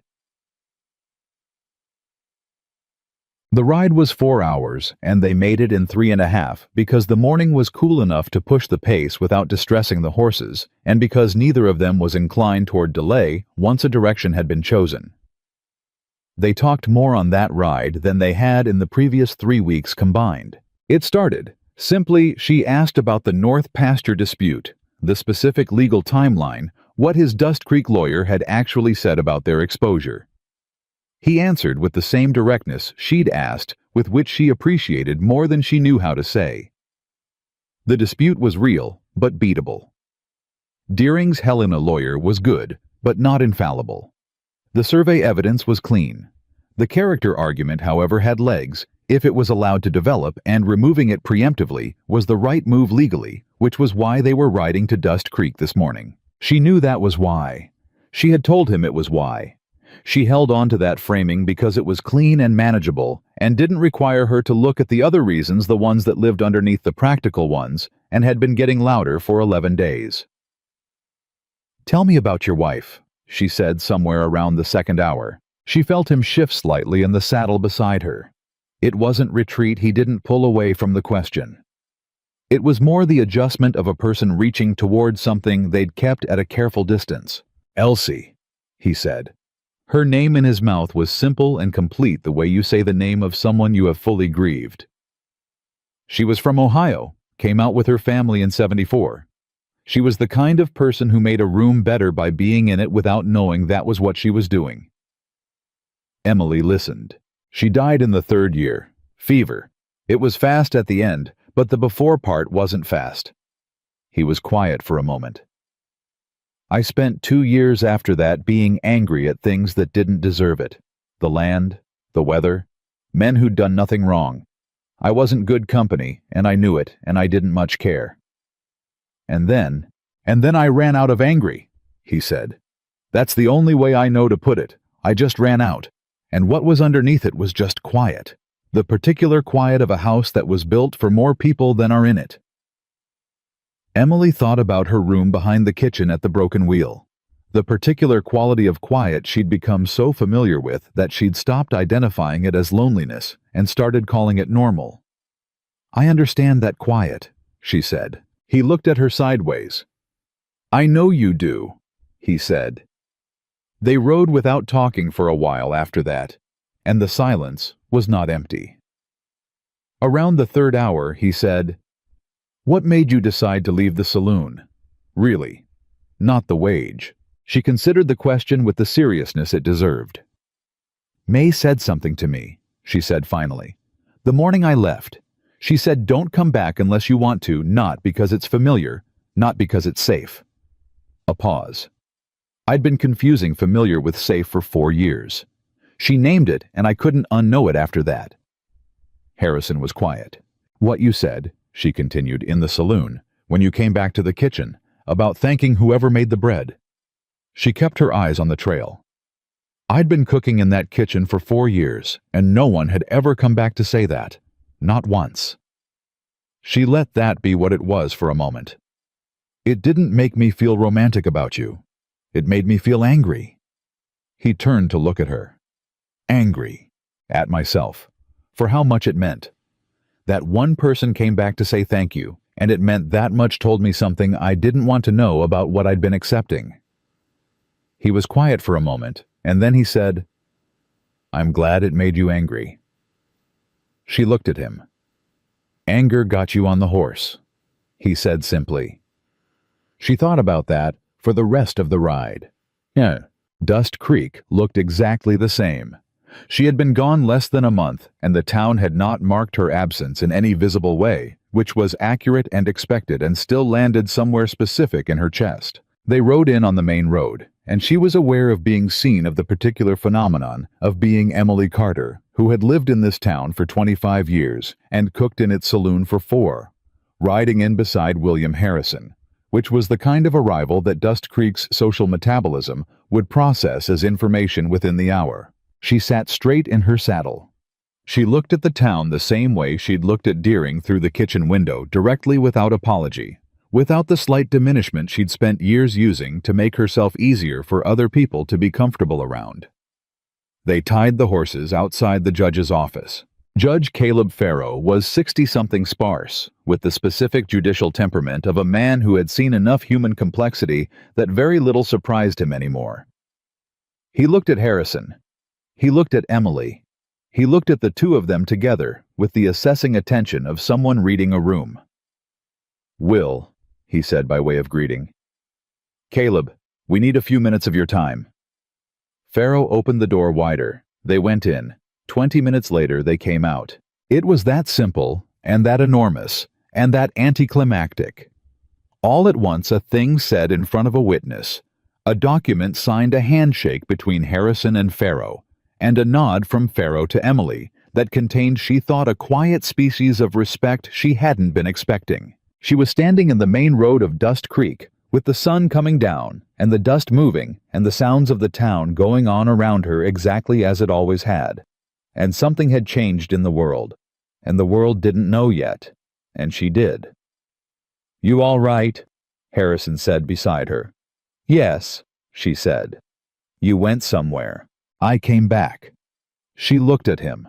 William Harrison. Her husband, which was a word that currently had no traction in her mind. She would need time to wear it in the way you wear in new boots until it sat right. "I want to go see May." He nodded. "I'll see to the horses and meet you there." She walked to the Broken Wheel.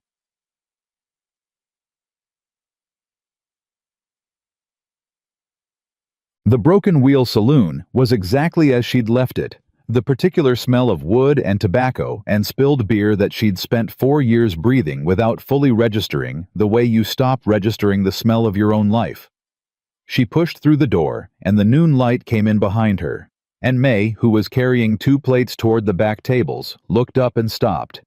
She set the plates down on the nearest table without looking at them. "M," she said. Emily walked toward her, and May closed the distance, and they met in the middle of the room, and Emily let herself be held briefly and completely, the way she'd let herself be held when she left, and then stepped back. "You look different," May said, studying her face. "Same face. Different woman in it." May tilted her head. "What happened?" "A lot," Emily said. "We got married this morning." May's mouth opened, closed. "You and Harrison." "Me and Harrison." Emily Rose Carter. Emily Rose Harrison as of about 40 minutes ago. May made a sound that was not fully a word, and pulled her in again. And this time, Emily didn't step back as fast, and May was laughing against her shoulder, and Emily found to her own surprise that she was too. The short, genuine, slightly overwhelmed laugh of someone who has done an enormous thing and is only now beginning to feel the size of it. When May pulled back, her eyes were wet. "Are you happy?" Emily looked at her. The honest answer, the one she'd been building toward since a man walked into a kitchen and looked at her hands, was more complicated than a simple yes, and also simpler than anything she'd been able to say about herself in a long time. "I think I'm getting there," she said. May nodded like that was exactly right. That was when Hector Falk came out of his back office. He saw Emily and stopped. He looked older than a month should have made him. He looked like a man who had written a letter he regretted and had been living with the weight of it. The saloon was quiet in the way spaces go quiet when they sense something is about to be said. Hector looked at her. "Emily."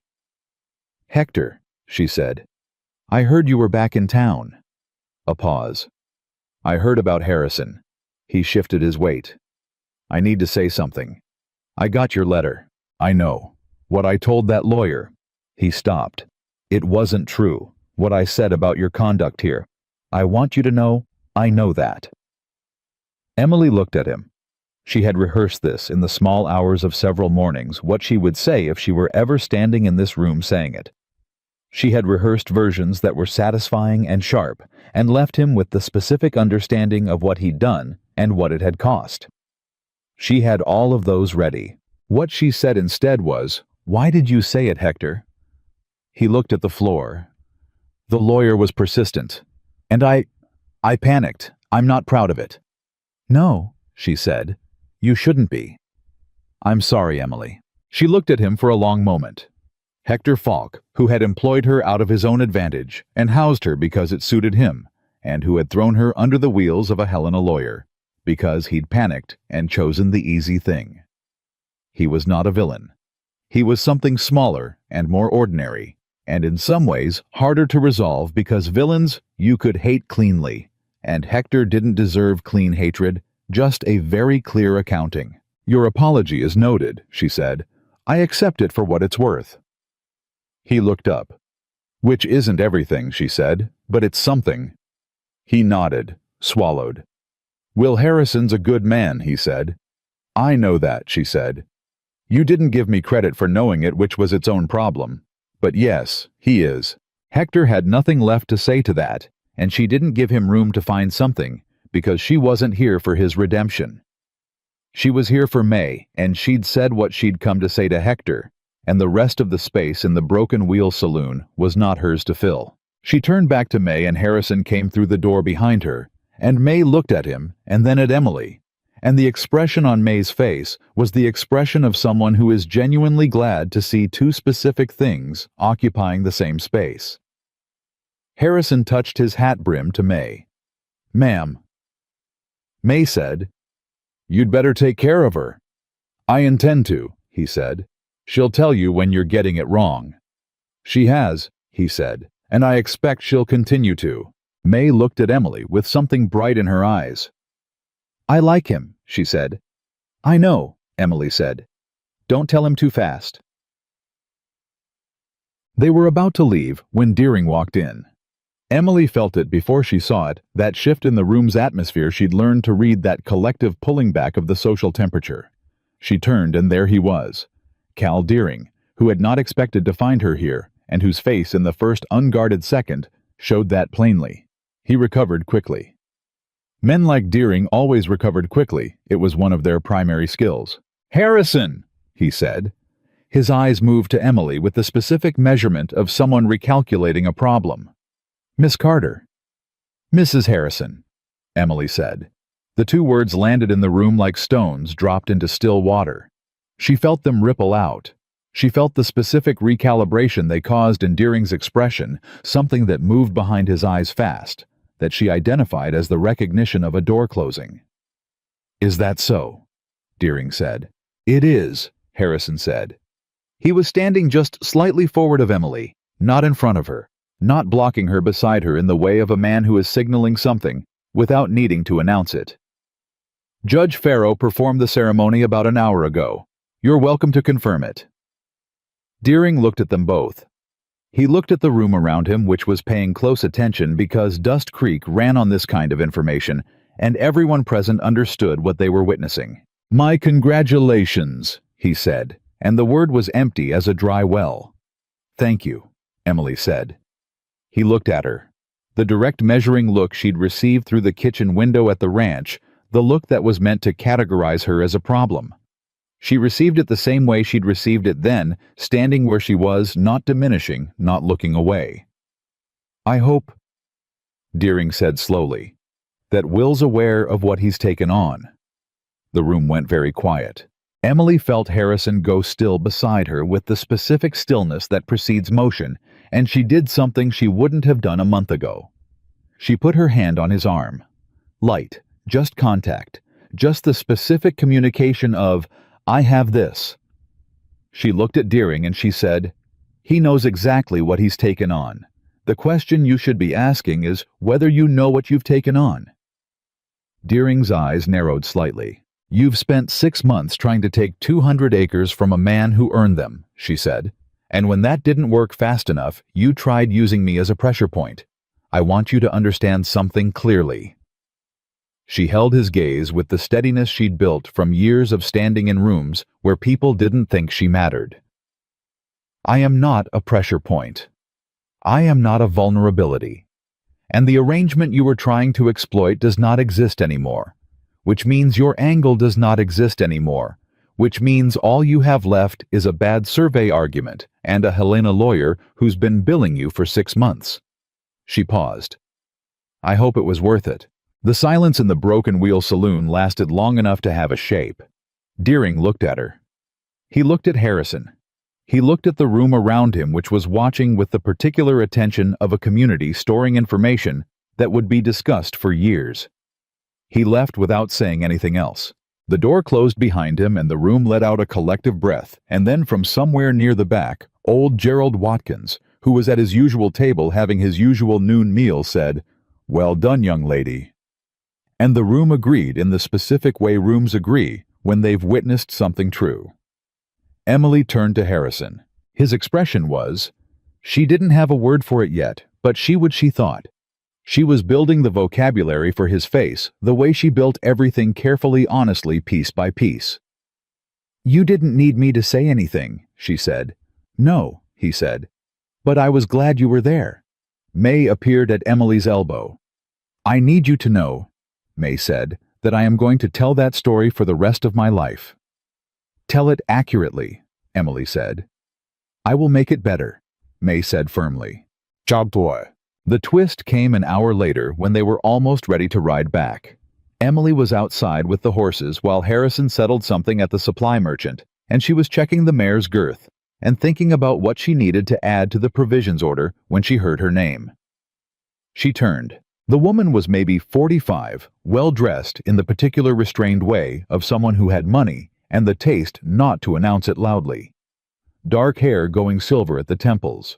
Eyes that were assessing in a way Emily recognized, not hostile, but measuring the look of someone deciding whether something is what it appears to be. "You're Emily Carter," the woman said. "Harrison's wife as of today." "That's right," Emily said.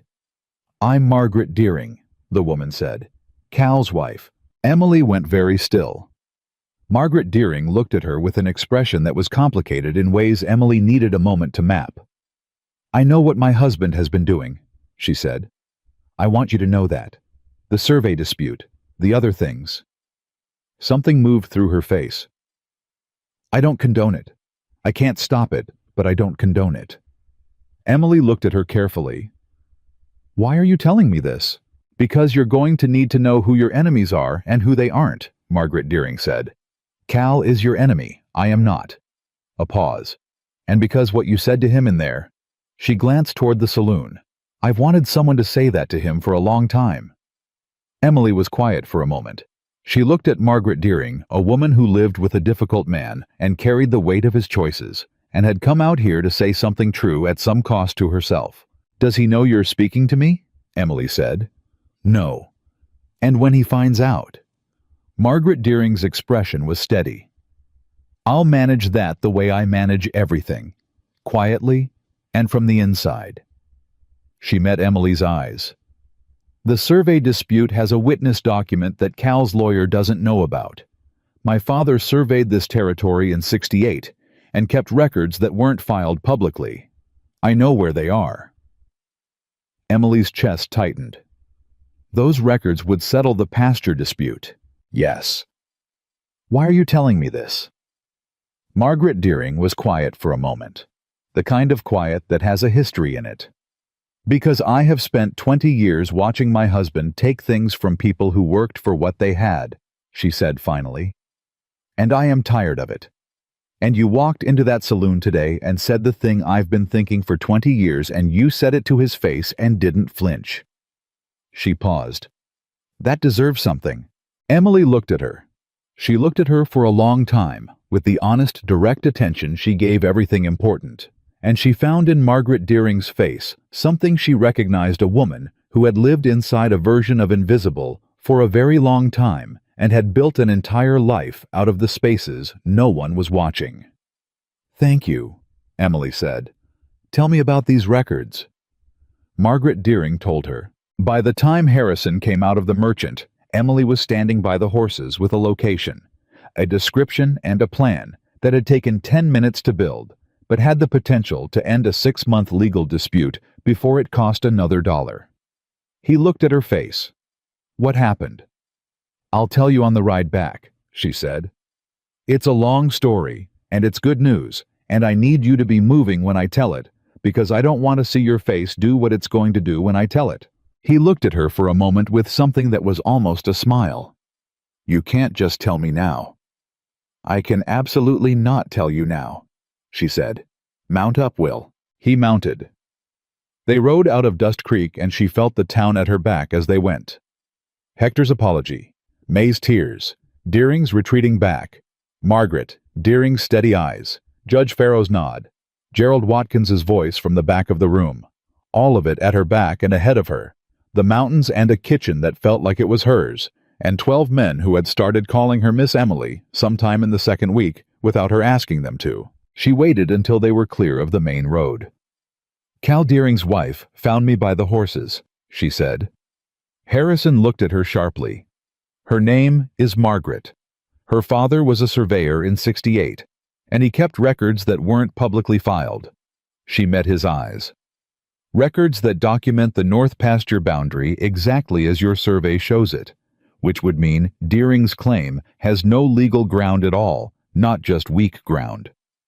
Harrison had stopped his horse. She stopped hers beside him. Where are these records? He said. In a ledger box in the back of the Dust Creek Land Registry office, she said. Filed under her father's name, which is Calloway. She says no one has looked at it in 15 years because no one knew it was there. Harrison was looking at her with an expression she was still building the vocabulary for, but which she was fairly certain contained several things at once. Why did she tell you? He said. Because I said something to her husband in front of witnesses, Emily said, and she's been wanting someone to say it for 20 years. Harrison was quiet for a long moment. Then he said, We need to go back to Dust Creek. We do, she said. Today. Before the registry office closes, she said, which is in 2 hours, so we should move. He looked at her, that look she was still learning. Emily. Will, you've been here less than a month, he said with something in his voice that wasn't quite disbelief and wasn't quite awe, and was something that sat between them. The food's been good, though, she said. He made a sound that was definitely a laugh, short and real, and surprised out of him, and she filed it carefully in the collection of things she was keeping, and they turned their horses back toward Dust Creek and rode. They found the ledger box exactly where Margaret Deering said it would be. The clerk at the registry office, a young man named Peters, who was approximately 22, and deeply unprepared for the specific energy of the two people who walked through his door. 1 hour before closing, looked at the box Harrison set on his counter with the expression of someone encountering a problem he hadn't been trained for. I need this documented and witnessed, Harrison said. Today. Sir, the formal process requires... Peters, Emily said, and something in the way she said it made the young man look at her with the full attention people usually reserve for more impressive-looking people. We need this documented today because there is an ongoing legal dispute in which this evidence is material, and every day it stays undocumented is another day the wrong person has an advantage they didn't earn. She held his gaze. What do you need to do this correctly, and right now? Peters looked at the box. He looked at the document Harrison had laid beside it, the original survey. He looked at Emily. I need a second witness, he said, and a fee of $2. Get your witness, Harrison said. I have the $2. Peters got his witness, an older man from the adjacent office who looked at the documents with the careful attention of someone who understood what he was looking at, and they processed it. It took 45 minutes. Peters, Emily noticed, was surprisingly competent once he had been pointed in the right direction, and she filed that away as useful information for the future. When they walked out of the registry office, the sun was low, and the day had been the longest she could remember in years, and she was tired in a way that went bone deep. Harrison stopped on the steps. Cal Deering's lawyer is going to receive a copy of that documentation tomorrow, he said, through my lawyer. I know. The dispute is essentially over. I know. He looked at her. You did that. Margaret Deering did that, Emily said. I was just standing by the horses. You said the thing that made her want to help. I said the thing I should have said, she said. Which is different. He looked at her for a long moment in the fading light of a day that had started with a 4-hour ride in a courthouse and ended with a land dispute dismantled and a ledger box that had been waiting 15 years for someone to open it. Are you ready to go home? He said. The word arrived and settled, and she let it be what it was. Home. 4 weeks ago, home was a room behind a kitchen she didn't own in a saloon where nobody learned her name.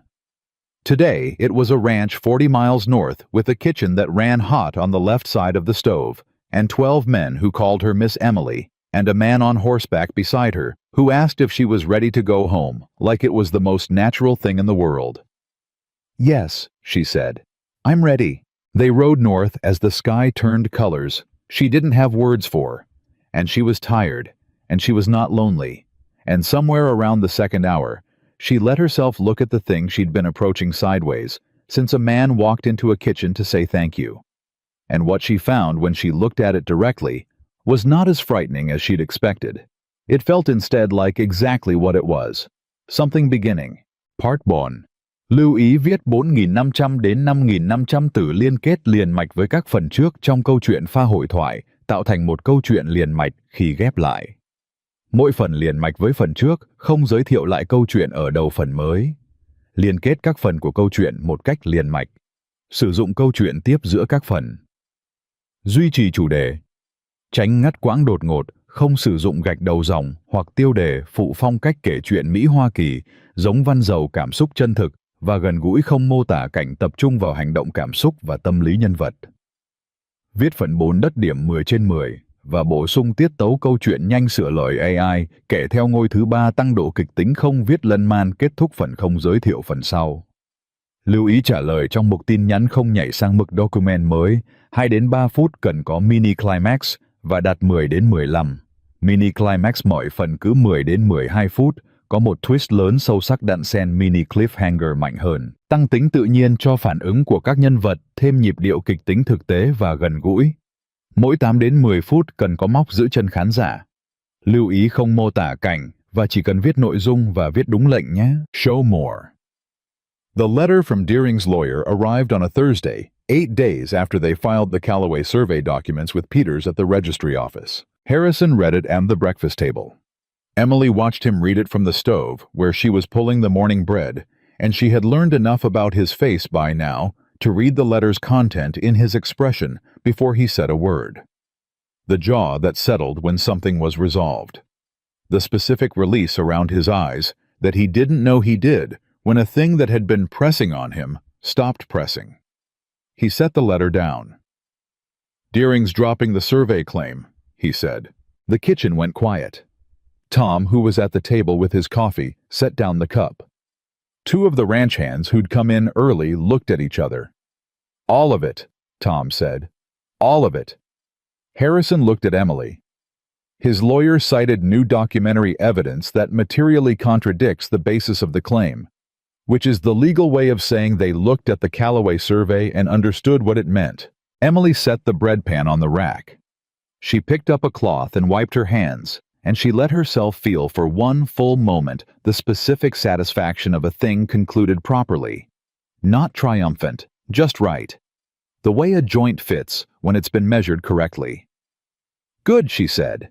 Tom made a sound that was mostly exhale. 6 months, he said. 6 months of that man's lawyers and writers and his business at the land office, and it ends because Will's wife was standing next to the right horses at the right time. "Margaret Deering made that happen," Emily said.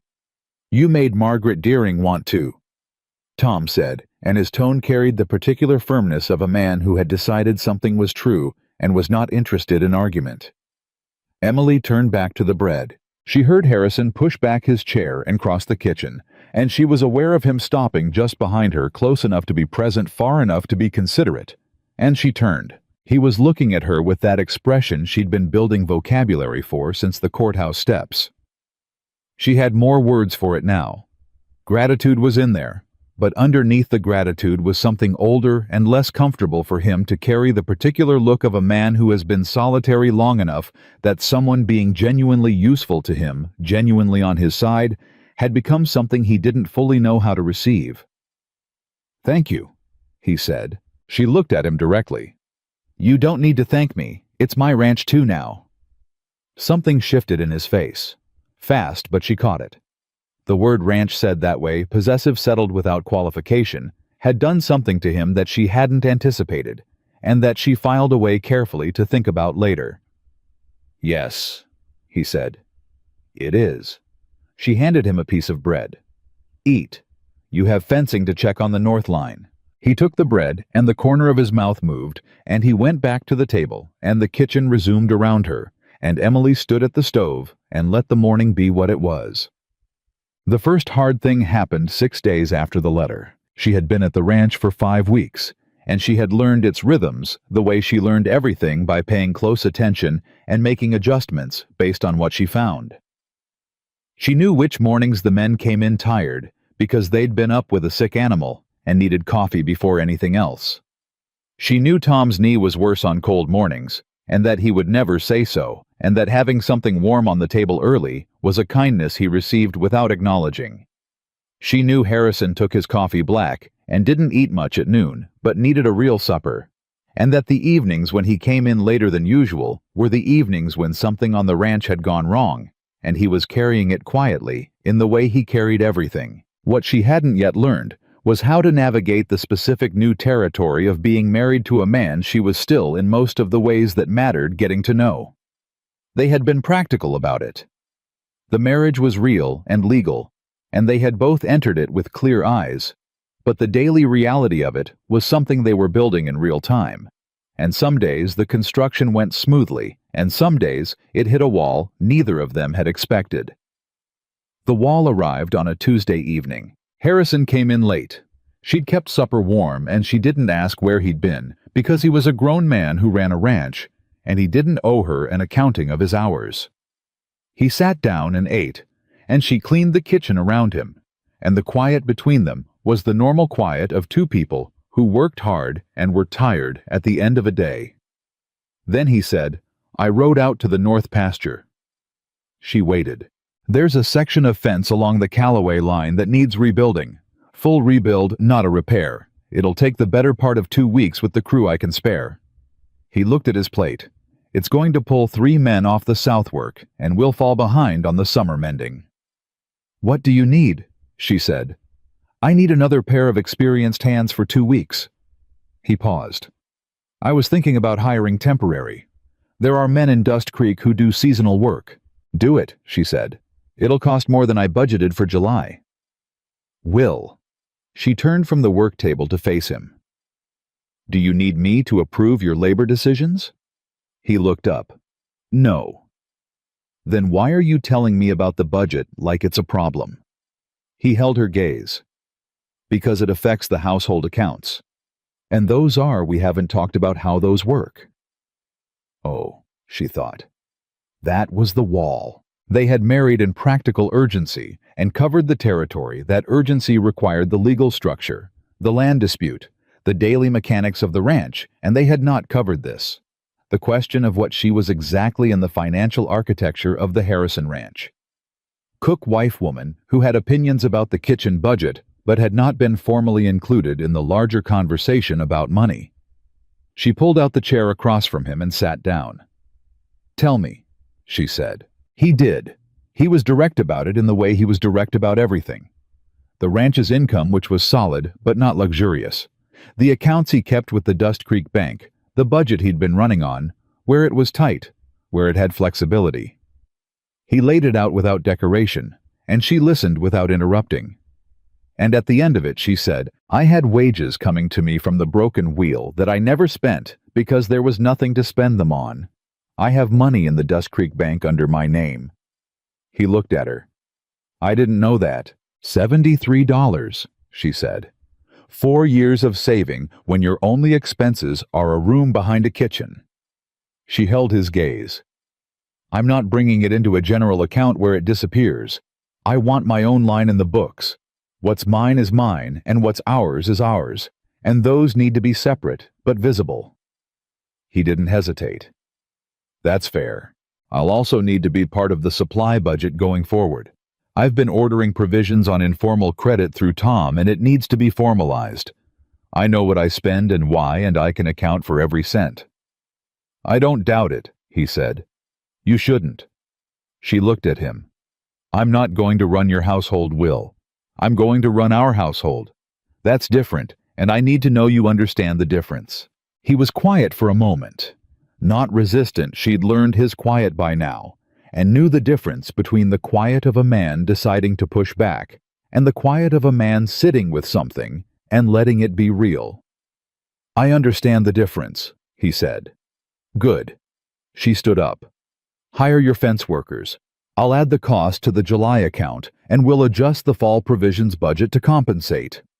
"You already know where to compensate." "I already know where to compensate."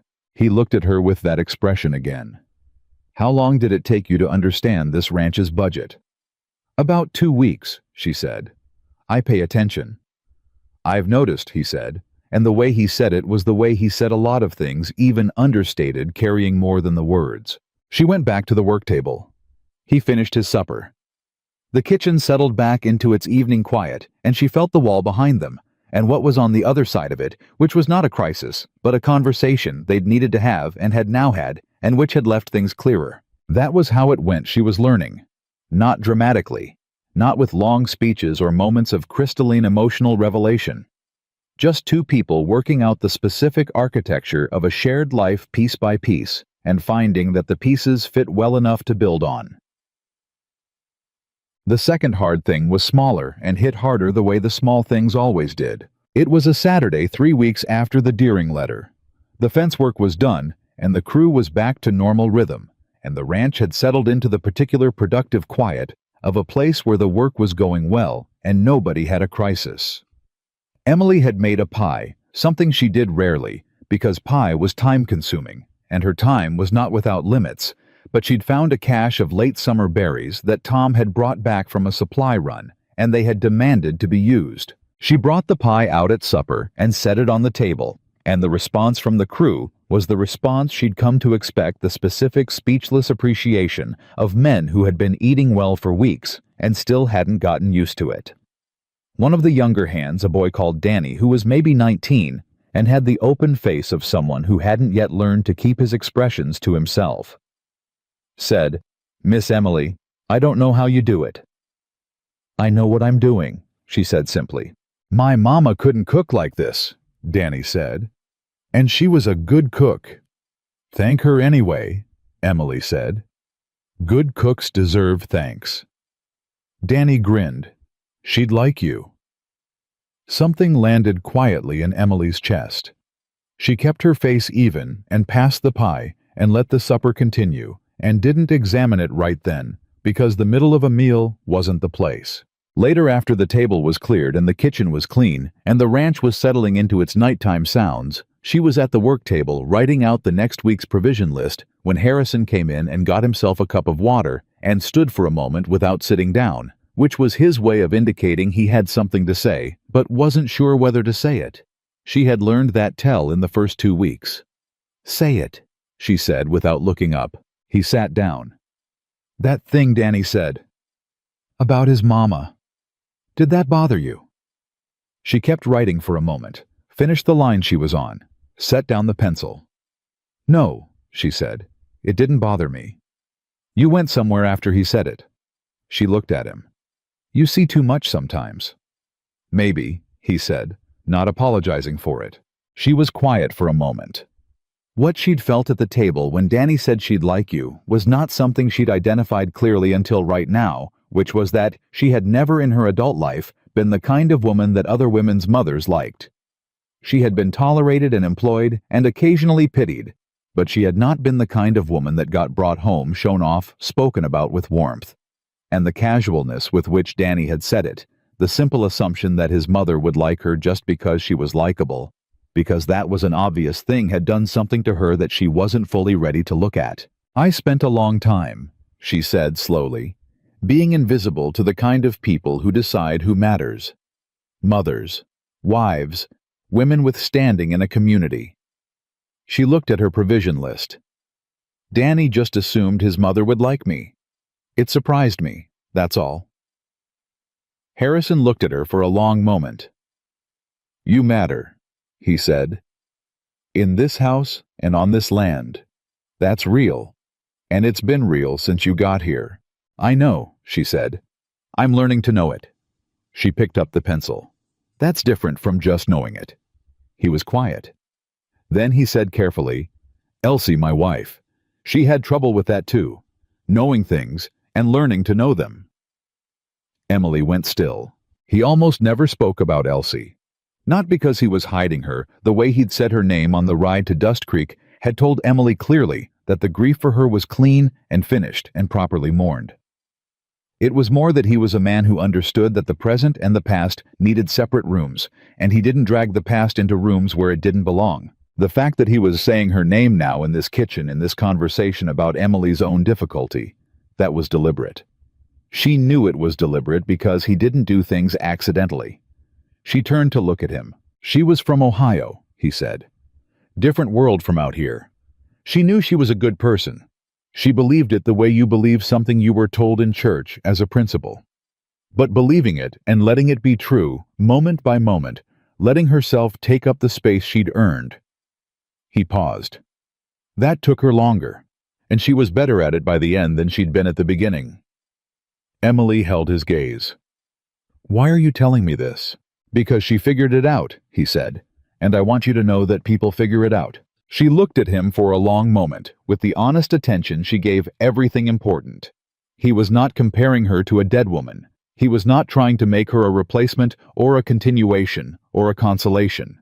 He was doing what he always did, taking something true from one part of his life and offering it carefully to a different part because it was useful and because he thought she deserved to have it.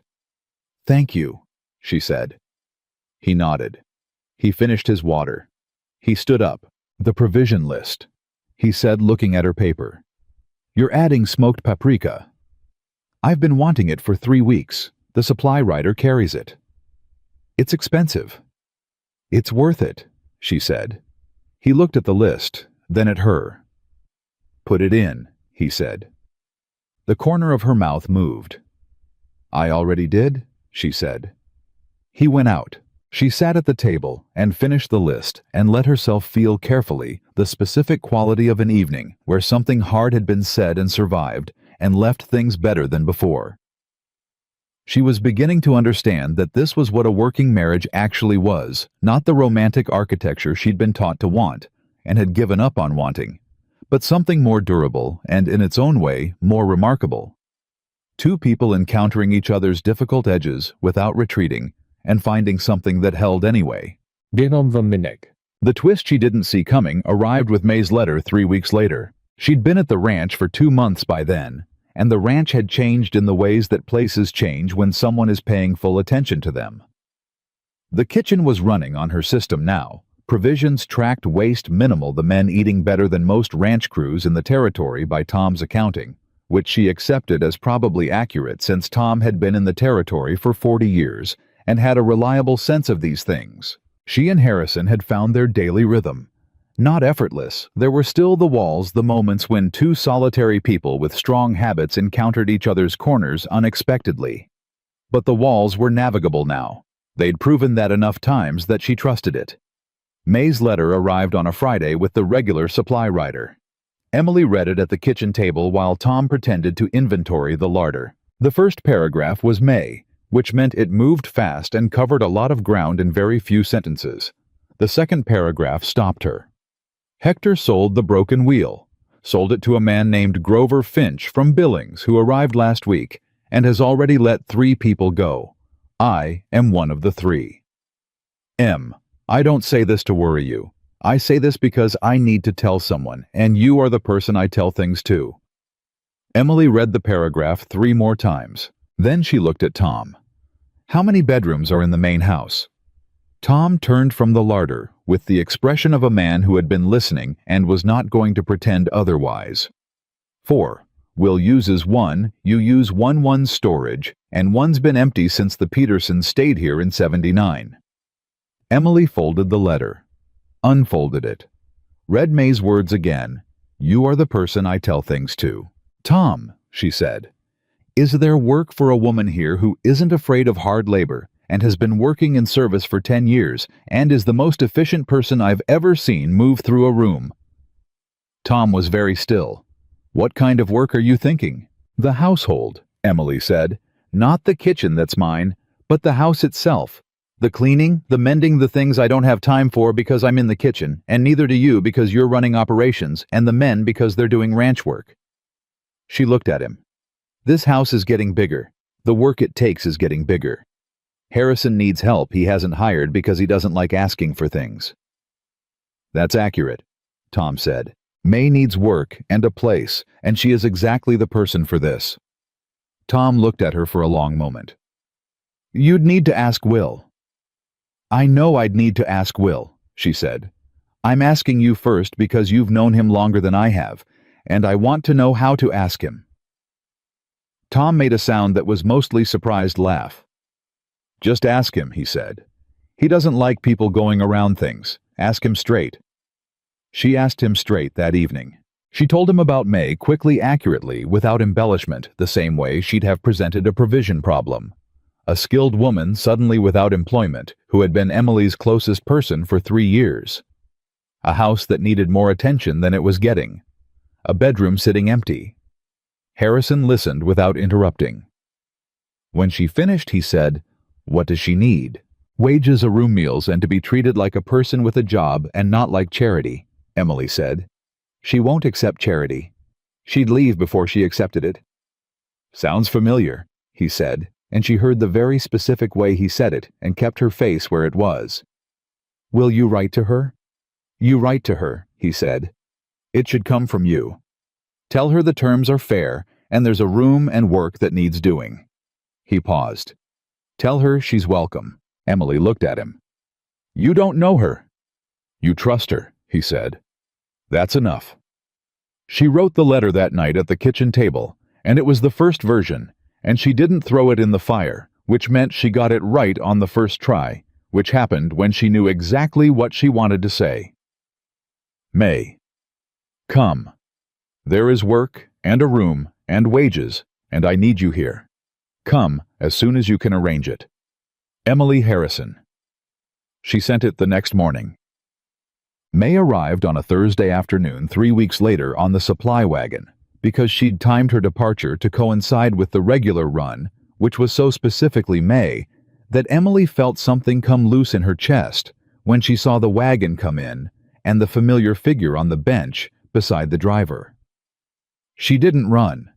She walked out to meet her. May climbed down from the wagon, and they looked at each other for a moment in the way of two people whose relationship has been real enough that seeing each other again doesn't require a lot of words to reestablish. "You look well," May said. "You look tired," Emily said. "Was the wagon terrible?" "The wagon was terrible," May confirmed, "but I've had worse."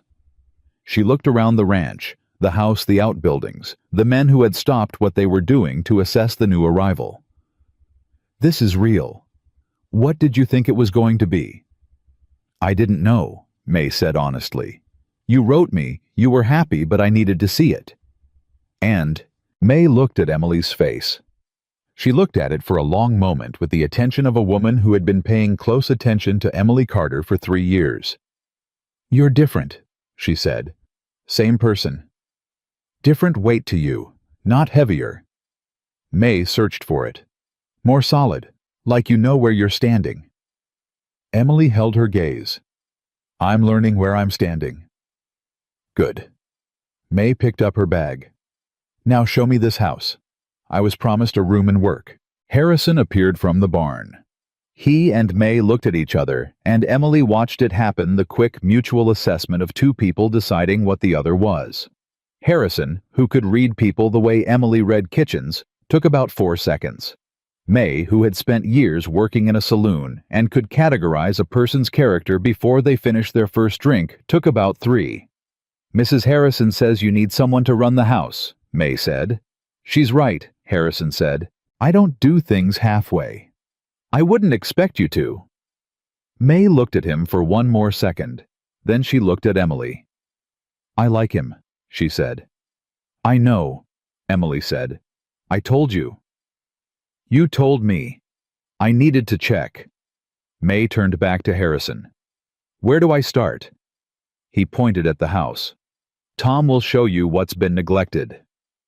"Everything's been neglected," Tom called from across the yard cheerfully. May squared her shoulders, adjusted her bag, and walked toward the house with the specific, purposeful stride of a woman who has found a job that needs doing and intends to do it. Emily watched her go and felt in the specific place in her chest where she'd been slowly rebuilding things for 2 months, something warm and right settle in. Harrison came to stand beside her. "You made the right call," he said. "I know. She's going to reorganize everything Tom hasn't been doing." "She's going to reorganize everything," Emily said, "Tom included." From inside the house, they heard May's voice. "Tom, what on earth happened to this floor?" Tom's voice. "It's been a few months." May's voice. "It has been considerably more than a few months." Harrison looked at Emily. Emily looked at Harrison. And for the first time since the courthouse steps in the afternoon light of a Thursday in Montana, something happened in the space between them that wasn't practical or strategic, or a wall being navigated, or a piece of shared life being negotiated. Something that was simply the recognition of two people who had found against considerable odds exactly the right person to stand next to. He reached out and tucked a strand of her hair back, the small gesture of a man who had been wanting to do something with his hands and had found the specific right thing. His fingers brushed her cheek. She didn't step back. She looked up at him with the honest, direct, unguarded attention she gave everything important, and what she found in his face when she looked was not what she'd spent 25 years being told she'd never find there, not tolerance or pity or the specific performance of a man pretending something was true. It was just him, looking at her. The same way he'd looked at her hands in the kitchen of the Broken Wheel Saloon, like they were something worth seeing. "Will," she said. "M," he said. She had never been called M by him. He'd used her full name every time Emily, careful, respectful, the formality of a man who understood that names matter. M was something different. M was what May called her, what the people who knew her best called her, the name that lived inside the formal one and only came out when someone had gotten close enough to find it. She felt it the way she'd felt the bread note on her shelf, as a small thing that was actually very large if you were paying attention. "Don't make that a habit until you mean it," she said. He looked at her steadily. "I mean it," he said. She looked at him for a long moment. The ranch was going on around them. Tom and May debating the floor, the hands drifting back to their work, the horses moving in the pasture, the whole working, living reality of a place that required people to keep moving. "All right," she said. "Then you can." He let his hand drop, but the warmth of it stayed on her cheek, and she let it stay, and she turned back toward the kitchen, because supper wasn't going to make itself, and he fell into step beside her, and they walked back into the house together, and the afternoon closed around them, the way good things do, quietly, without announcement, as if this was simply where they'd always been headed and had only now arrived. The first frost came early that year. Emily felt it before she saw it in the particular quality of the silence on a mid-September morning, the way the ranch held its breath differently when the temperature had dropped in the night to something serious. She was at the stove at 4:30 as always, and the kitchen was warm, and the smell of the first coffee was moving through the house, and she heard without surprise the specific sound of Harrison already up and moving. He came into the kitchen in his coat. She handed him coffee without being asked, because she'd known for 6 weeks exactly when he needed it. "Frost," he said. "I know," she said. "South pasture fence needs checking before the ground freezes hard." "Tom's knee," she said. "I'll take Danny and the Reeves brothers." He drank the coffee, looked at her over the rim. "You're worried about the root cellar." She was. She'd been building the winter provisions for 3 weeks with the systematic urgency of someone who understood that 40 miles from the nearest supply point meant that running short in January was not an inconvenience but a genuine problem. The root cellar was good. She'd reorganized it herself in August, and the inventory was solid. But an early frost meant the last of the garden vegetables needed to come in today, not Thursday, as she'd planned. "I'll pull May and get it done before noon," she said. He set down the cup. He touched her shoulder as he passed that same easy contact he'd developed over 2 months, the specific language of a man learning how to reach toward someone without crowding her, and her learning how to not step back from it. And then he was gone into the gray morning. Emily stood in the kitchen and felt the day organize itself around her and let herself for one moment simply be where she was. 2 months and 3 weeks at the Harrison Ranch. 2 months and 2 weeks as Emily Harrison. She had stopped counting days somewhere around the 6th week, which she recognized as a significant milestone of a kind nobody would write in a ledger, but that mattered as much as any ledger entry she'd made. She started breakfast. May appeared 20 minutes later, already dressed and alert, because May's internal clock had calibrated to the ranch with the same efficiency she brought to everything. Frost, May said. Root cellar, Emily said. After breakfast, May said, and poured her own coffee and started helping without being asked, because that was what May did, and Emily had stopped marveling at it and started simply relying on it, which was its own form of trust. The men came in for breakfast and went back out, and the morning moved forward, and Emily and May spent 3 hours in the root cellar with their breath-making clouds and their hands moving fast through the work of bringing in the last of the season's yield.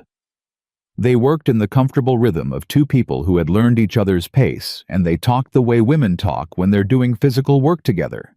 Not continuously, not performing conversation, but in the natural way of people who are at ease enough to let silence exist alongside speech. It was in the root cellar at mid-morning that May said, "You know the whole valley is talking about you." Emily didn't stop what she was doing. About what? About everything. May set down a bundle of turnips. The Deering thing. The survey documents. What you said to Cal Deering and the broken wheel. She looked at Emily. Maggie Horton told me when I was in Dust Creek last week. Said you're all people talk about at the Wednesday social. Emily was quiet for a moment. What do they say? That you walked into that saloon and took a 6-month legal dispute apart in an afternoon, May said. That you found evidence that 3 lawyers missed. That you said to Deering's face what half the valley has been thinking for years. She paused. That Will Harrison married the woman who cooks like an angel and has more sense than most men and doesn't apologize for either. Emily looked at her. They're not talking about your body, May said quietly. Or not the way they used to. Or not, it's not the first thing anymore. You're not the fat cook from the saloon who got lucky with a rancher. May held her gaze. You're Emily Harrison, and there's a difference. Emily looked at the wall of the root cellar. At the shelves, she'd organized the provisions she'd built, the systematic care she'd put into making sure 12 people would eat well through a Montana winter. She didn't cry. She had a policy about that, and it held. But something moved through her that was in the same neighborhood as tears, the specific feeling of something being said that you have needed to hear for longer than you realized. People change their minds slow, Emily said finally. They do, May said. But they change them. Emily picked up the next bundle and kept working. The letter came on the following Monday, and it was the letter she hadn't expected. The supply rider handed it to Tom, who brought it to Emily in the kitchen with the specific expression of a man who didn't know what it contained, but whose instincts said it mattered. The return address was Helena. She saw it and felt something shift in her chest before she opened it. It was from Margaret Deering, Mrs. Harrison. I hope this finds you well and settled into the season. I write with 2 things to tell you. The first is that my husband has formally withdrawn all legal claims against the Harrison Ranch in the territorial record, which I expect you already know. The second is something you don't know. Emily's eyes moved down the page. Cal has decided to sell our Dust Creek holdings and move the operation to Wyoming. He told me this 3 days ago. He did not ask my opinion, which is consistent with how he has run our life together. I am writing to tell you that I have decided not to go with him. I have spoken with Judge Farrow and with a lawyer of my own in Helena, and I am pursuing a legal separation. My father's property in the valley, the land where he made those surveys, comes to me through his estate and does not transfer to Cal in a separation under territorial law. I intend to build something on it. Emily stopped. Read it again. Read the next paragraph. I am telling you this because you are the reason I finally did it. Not directly, but what you said to Cal in the saloon that day, What you said about taking things from people who had worked for what they had. I had been thinking it for 20 years, and watching someone else say it out loud without flinching to his face was the thing that moved me from thinking to doing. I owe you that knowledge. I would like to call on you if you will receive me. Not as Cal Deering's wife. As a woman who needs neighbors she can trust. Margaret Calloway. Deering. Emily sat with the letter for a long time. Then she got up and went to find Harrison. He was in the barn. She handed him the letter without comment, and he read it standing in the barn doorway with the morning light coming in, and his expression doing the specific thing it did when he encountered something he needed to think about before he spoke. He read it twice.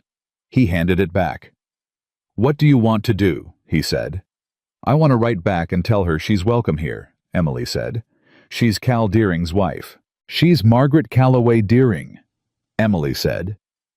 "And she's doing something very hard, and she asked me instead of a dozen other people she could have asked, and I know why she asked me, and I'm not going to make her regret it." Harrison looked at her for a moment. "All right," he said. "You're not concerned.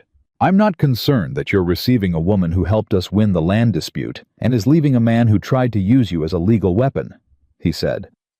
"No, I'm not concerned." He looked at her steadily. "Are you concerned?" She thought about it honestly. "I don't know her. I knew her for 10 minutes by a hitching post."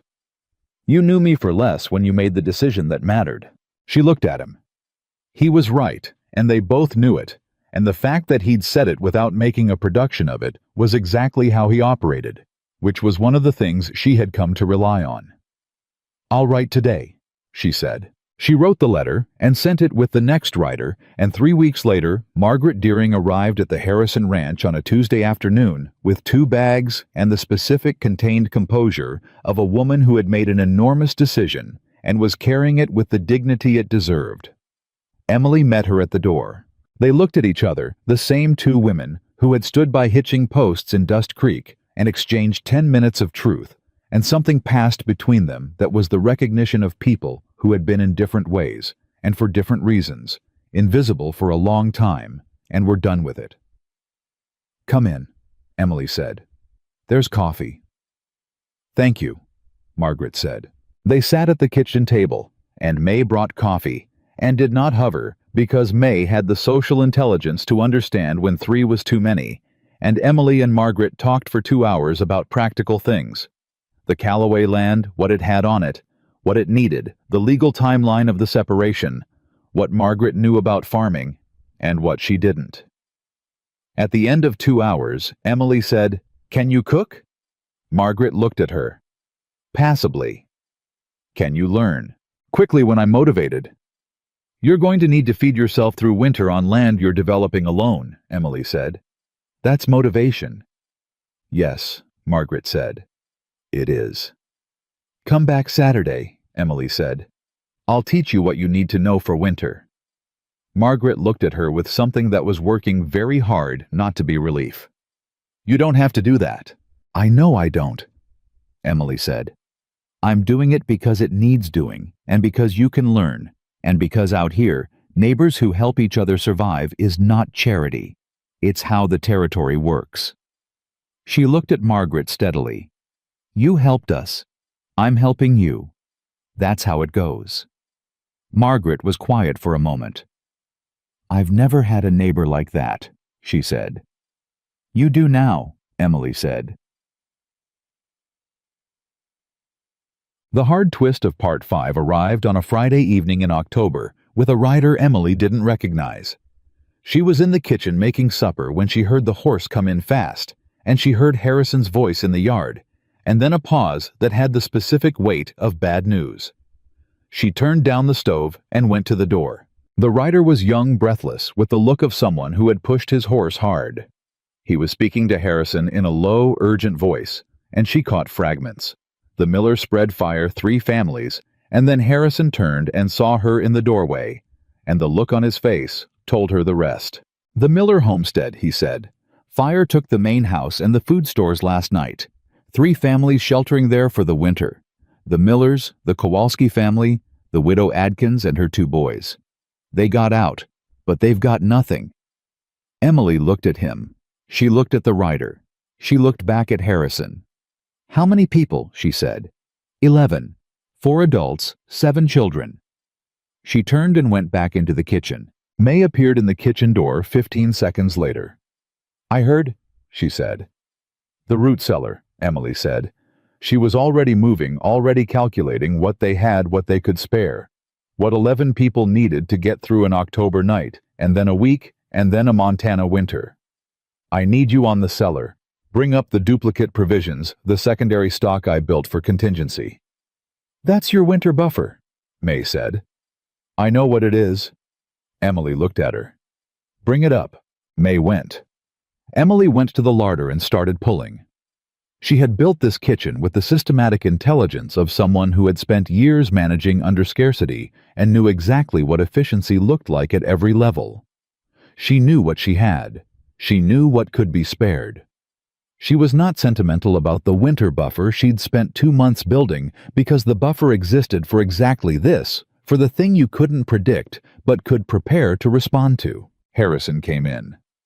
"Emily, how fast can Tom hitch the wagon?" He stopped.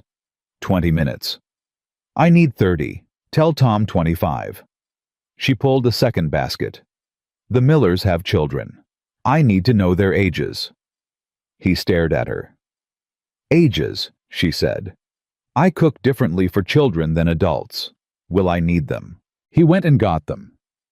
He came back with a list that he'd gotten from the rider, and he read them to her while she packed, and she listened and adjusted and kept moving, and he had the intelligence to stay out of her way and hand her things when she pointed.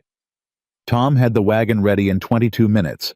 They loaded it in 15. May stood back and looked at what they were sending, a significant portion of the Harrison kitchen's winter provisions, packed with the organized precision of Emily's best work, enough to keep 11 people fed through the immediate crisis and into a reasonable recovery. May said quietly. "That's a lot." "I know what it is," Emily said for the second time. "Load it." They loaded it. Harrison came to stand beside her while Tom and Danny finished securing the load. "I'm going with it," Harrison said. "I know," she said. "Take Danny and Reeves." "You should come," he said. She looked at him. "Someone needs to start the replacement stock tomorrow." She said it simply as fact. "And someone needs to be here when Margaret comes Saturday." She paused. "And the Millers and the others are going to need somewhere to stay while they rebuild, which is a conversation we need to have when you get back." Harrison went still. "You're thinking about housing them here." "I'm thinking it's October in Montana, and they have children, and we have an empty bunkhouse extension," she said. "I'm thinking we should talk about it when you're back and have seen what the situation is." He looked at her for a long moment. The wagon was loaded. The horses were ready. The light was going, and they needed to move while there was still enough of it. "You know what you are," he said quietly. She looked at him. "Say it." "The reason this ranch is more than a ranch," he said. "That's what you are." She held his gaze and felt the words the way she'd learned to feel things that mattered, not deflecting them, not diminishing them, not finding the angle that made them smaller. Just letting them land where they were meant to land and staying with them there. "Go," she said. "They need the food." He touched her face, quick, warm. Then he mounted and the wagon moved, and she stood in the yard and watched it go, and May came to stand beside her, and they stayed there until the wagon was out of sight. "You just gave away a significant portion of winter provisions," May said. "We'll rebuild," Emily said. "In a month, before the hard freeze. In 3 weeks if we work right." Emily turned back to the house. "I know what I'm doing, May." May was quiet for a moment. Then, "I know you do," she said. "I just like hearing you say it." Harrison came back 2 days later. He came in at noon, and she had a plate waiting before he sat down because she'd heard the horses from the kitchen and knew his pace. He ate. She didn't ask immediately, she let him eat because he'd ridden hard and slept little, and she could see it in the way he was carrying himself. When the plate was mostly clear, she sat down across from him. "Tell me," she said. He told her. The Miller house was a total loss, nothing salvageable from the main structure. The food stores were gone. But the families were intact, and the outbuildings had held, and the provisions she'd sent had arrived in time to change what would have been a desperate situation into a hard one, which was a different thing entirely. John Miller wept, Harrison said. He said it straight without embarrassment about the fact.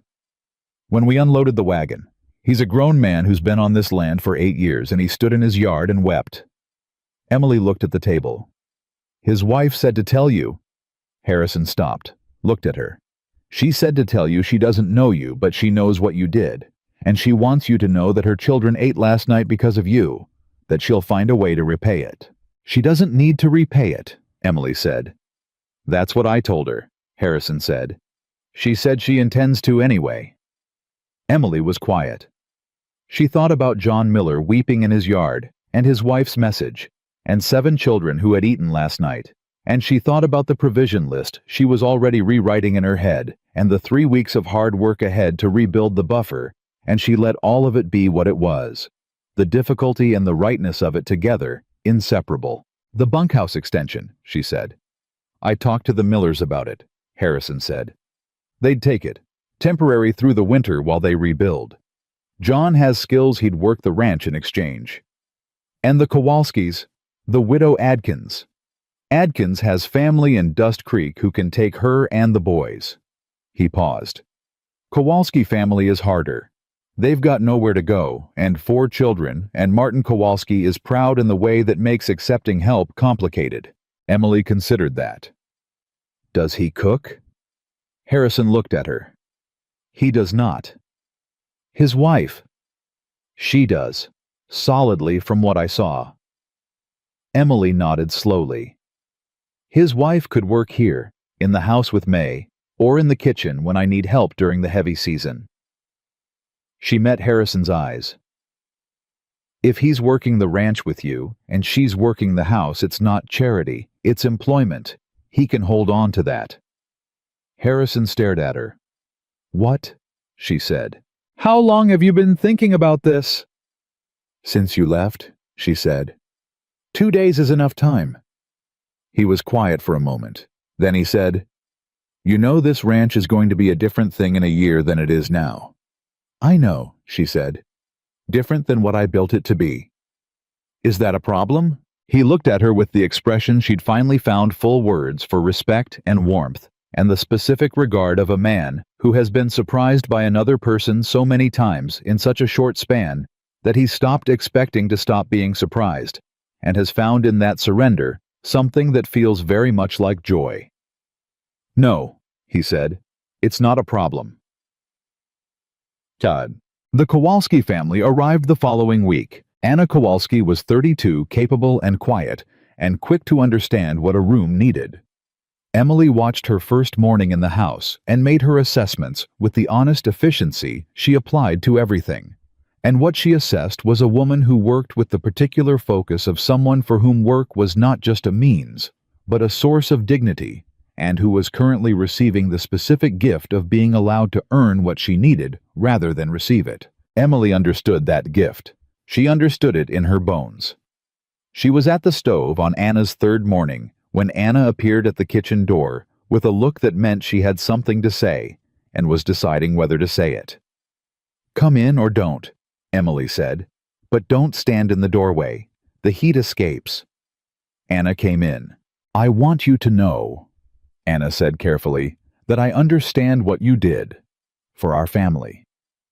She held Emily's gaze with the directness of a woman who had been raised to look people in the eyes when she meant something. Martin does too, though he won't say it easily. He doesn't need to say it, Emily said. He will, Anna said. Eventually. He's slow to say things, but he says them. Emily looked at her. Are you comfortable here? Yes. The children. They've stopped looking afraid, Anna said, and her voice shifted slightly on the words, the involuntary shift of a mother who has been watching her children's faces for fear and is seeing it leave. That happened fast, faster than I expected. Emily thought about why that might be. About the specific quality of a place where people were treated as worth something, where the work was fair and the food was good, and nobody was made to feel like charity. She thought about how that quality moved through a house and what it did to the people in it, including the smallest ones. She turned back to the stove. "There's batter on the left side of the work table," she said, "if you want to make yourself useful before May gets the children's breakfast out."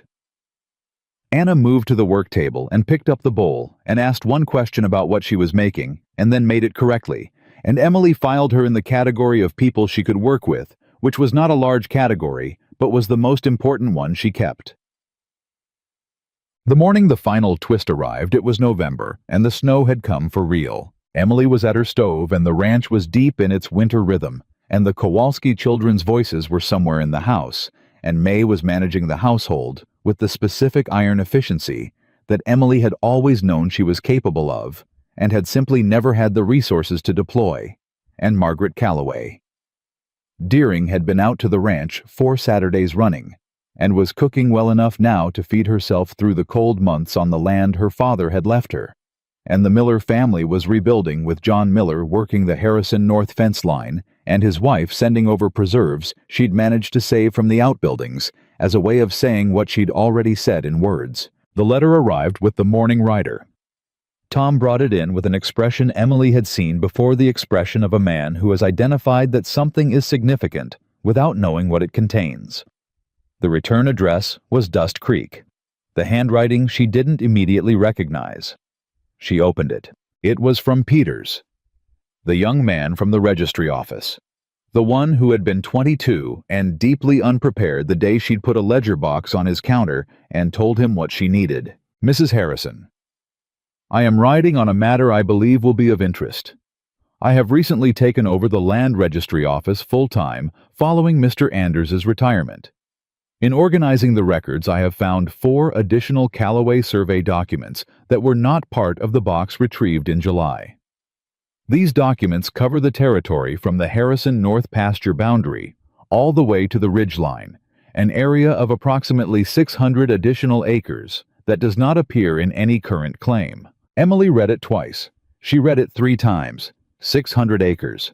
Unclaimed, undocumented in the current registry, covered by survey documents that had been sitting in the Dust Creek land office for 15 years, waiting for someone to be thorough enough to find them.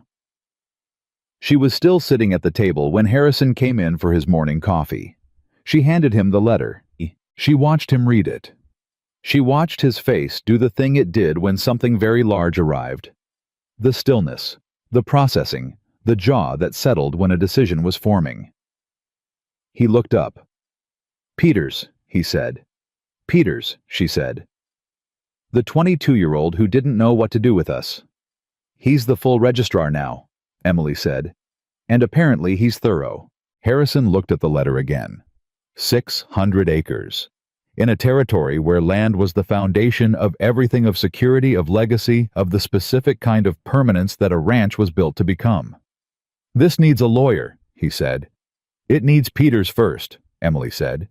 "He needs to hear from us that we're taking this seriously and moving on it before someone else finds it." "Who else would find it? Someone always finds things," Emily said. "Write to Peters today. Tell him we're coming in before the end of the week." He looked at her. "Before the end of the week, it's going to snow again." "Then we ride between snows," she said. He looked at the letter one more time. Then he looked at her with something that had been building in his face all fall. Something that had started as surprise and had slowly over months become something settled and certain and entirely without reservation. "Come here," he said. She looked at him. "Will, M." He said her name the way he'd been saying it since October, that particular way, that was not a formal address, but an intimate one, the name inside the name. "Come here." She got up from the table and went to where he was standing, and he put his arms around her, and she let herself be held fully, and without the old impulse to manage the contact, without measuring how much space she took up, or calculating how she looked, or armoring herself against something she hadn't decided yet to trust.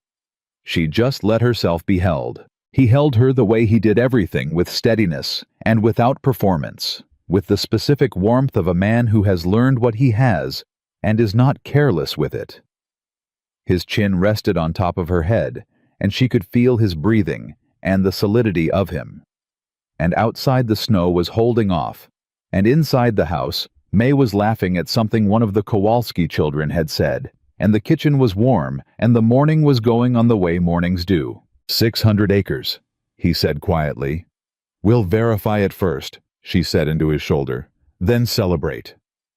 You are extremely practical, he said. Yes, she said. I knew that about you from the second day. What did you know from the first day? He was quiet for a moment. She felt him thinking the specific way he thought honestly without shortcuts. That you were the kind of person who makes a place better by being in it, he said. Without knowing that was what you were doing. Emily went still. She had heard those words before. He had said them about Elsie on the ride to Dust Creek. She was the kind of person who made a room better by being in it without knowing that was what she was doing. She had heard him say it and filed it in her careful collection of things to understand later. And later had become now, and she understood it. He wasn't comparing them. He was telling her that the thing he recognized in her was the same thing he recognized as worth everything, the specific quality of a person who improves what they touch without requiring acknowledgement for it, who is simply constitutionally an asset to the world they occupy. He was telling her she was that. She pressed her face against his shoulder, and she breathed, and she let it be what it was. Will, she said. You're going to make me late for the morning bread. He made the sound that was definitely a laugh. He held her for one more moment. Then he stepped back and looked at her face with everything in his expression that he'd been slowly learning to put there over 4 months. I'll get the horses ready for Thursday, he said. Wednesday, she said. Beat the snow. Wednesday, he agreed. He went out. She turned back to the stove. May appeared in the doorway with 2 of the Kowalski children behind her, and the morning opened up around her the way mornings did, now full real inhabited. She made the bread. She made it the same way she always made it, the way her mother had taught her and her mother's mother before that, with the particular combination that was hers and had always been hers. She worked, and the house went on around her, and through the window she could see Harrison crossing the yard, and Tom coming out of the barn, and the sky holding its snow for one more day. She was Emily Rose Harrison. She was 25 years old. She had come from a kitchen behind a saloon where nobody said her name like it meant something, and she had built in, 4 months, a life that was so full, she sometimes stood still in the middle of it just to feel the weight of it, the good solid real weight of a life that was entirely hers. Not because someone had given it to her, because she had known what she was worth. Even when nobody else did. Even when the arithmetic came out wrong. Even when she was pressing her burned hands flat against a kitchen wall in the dark and telling herself not to cry. She had known. And she had waited not passively, not with resignation, but with the patient certainty of someone who understood that the right thing would eventually need a woman exactly like her, exactly as she was, and that when it did, she would be ready. She had been ready. She was ready now for everything that was coming, the 600 acres, the Wednesday ride, the winter ahead, the spring that came after the years that would follow the spring. Ready with her burned hands, and her mother's recipes, and her honest eyes, and the particular stubbornness that had kept her standing in rooms where she was meant to feel small and had never quite managed to feel small enough to satisfy anyone. She pulled the bread from the oven. She set it on the rack. She called out, "Breakfast." And the house answered her. May's voice, the children's feet on the floor. Tom's heavy step from outside Harrison's voice, from across the yard saying, "Be right there." The whole, living, breathing, imperfect, real sound of a life full of people who showed up when they were called. That was the thing she had been cooking toward all those years in all those kitchens. Not a man, not a rescue, not a story someone else would tell about her. Just this people who showed up, and a table long enough to hold them all.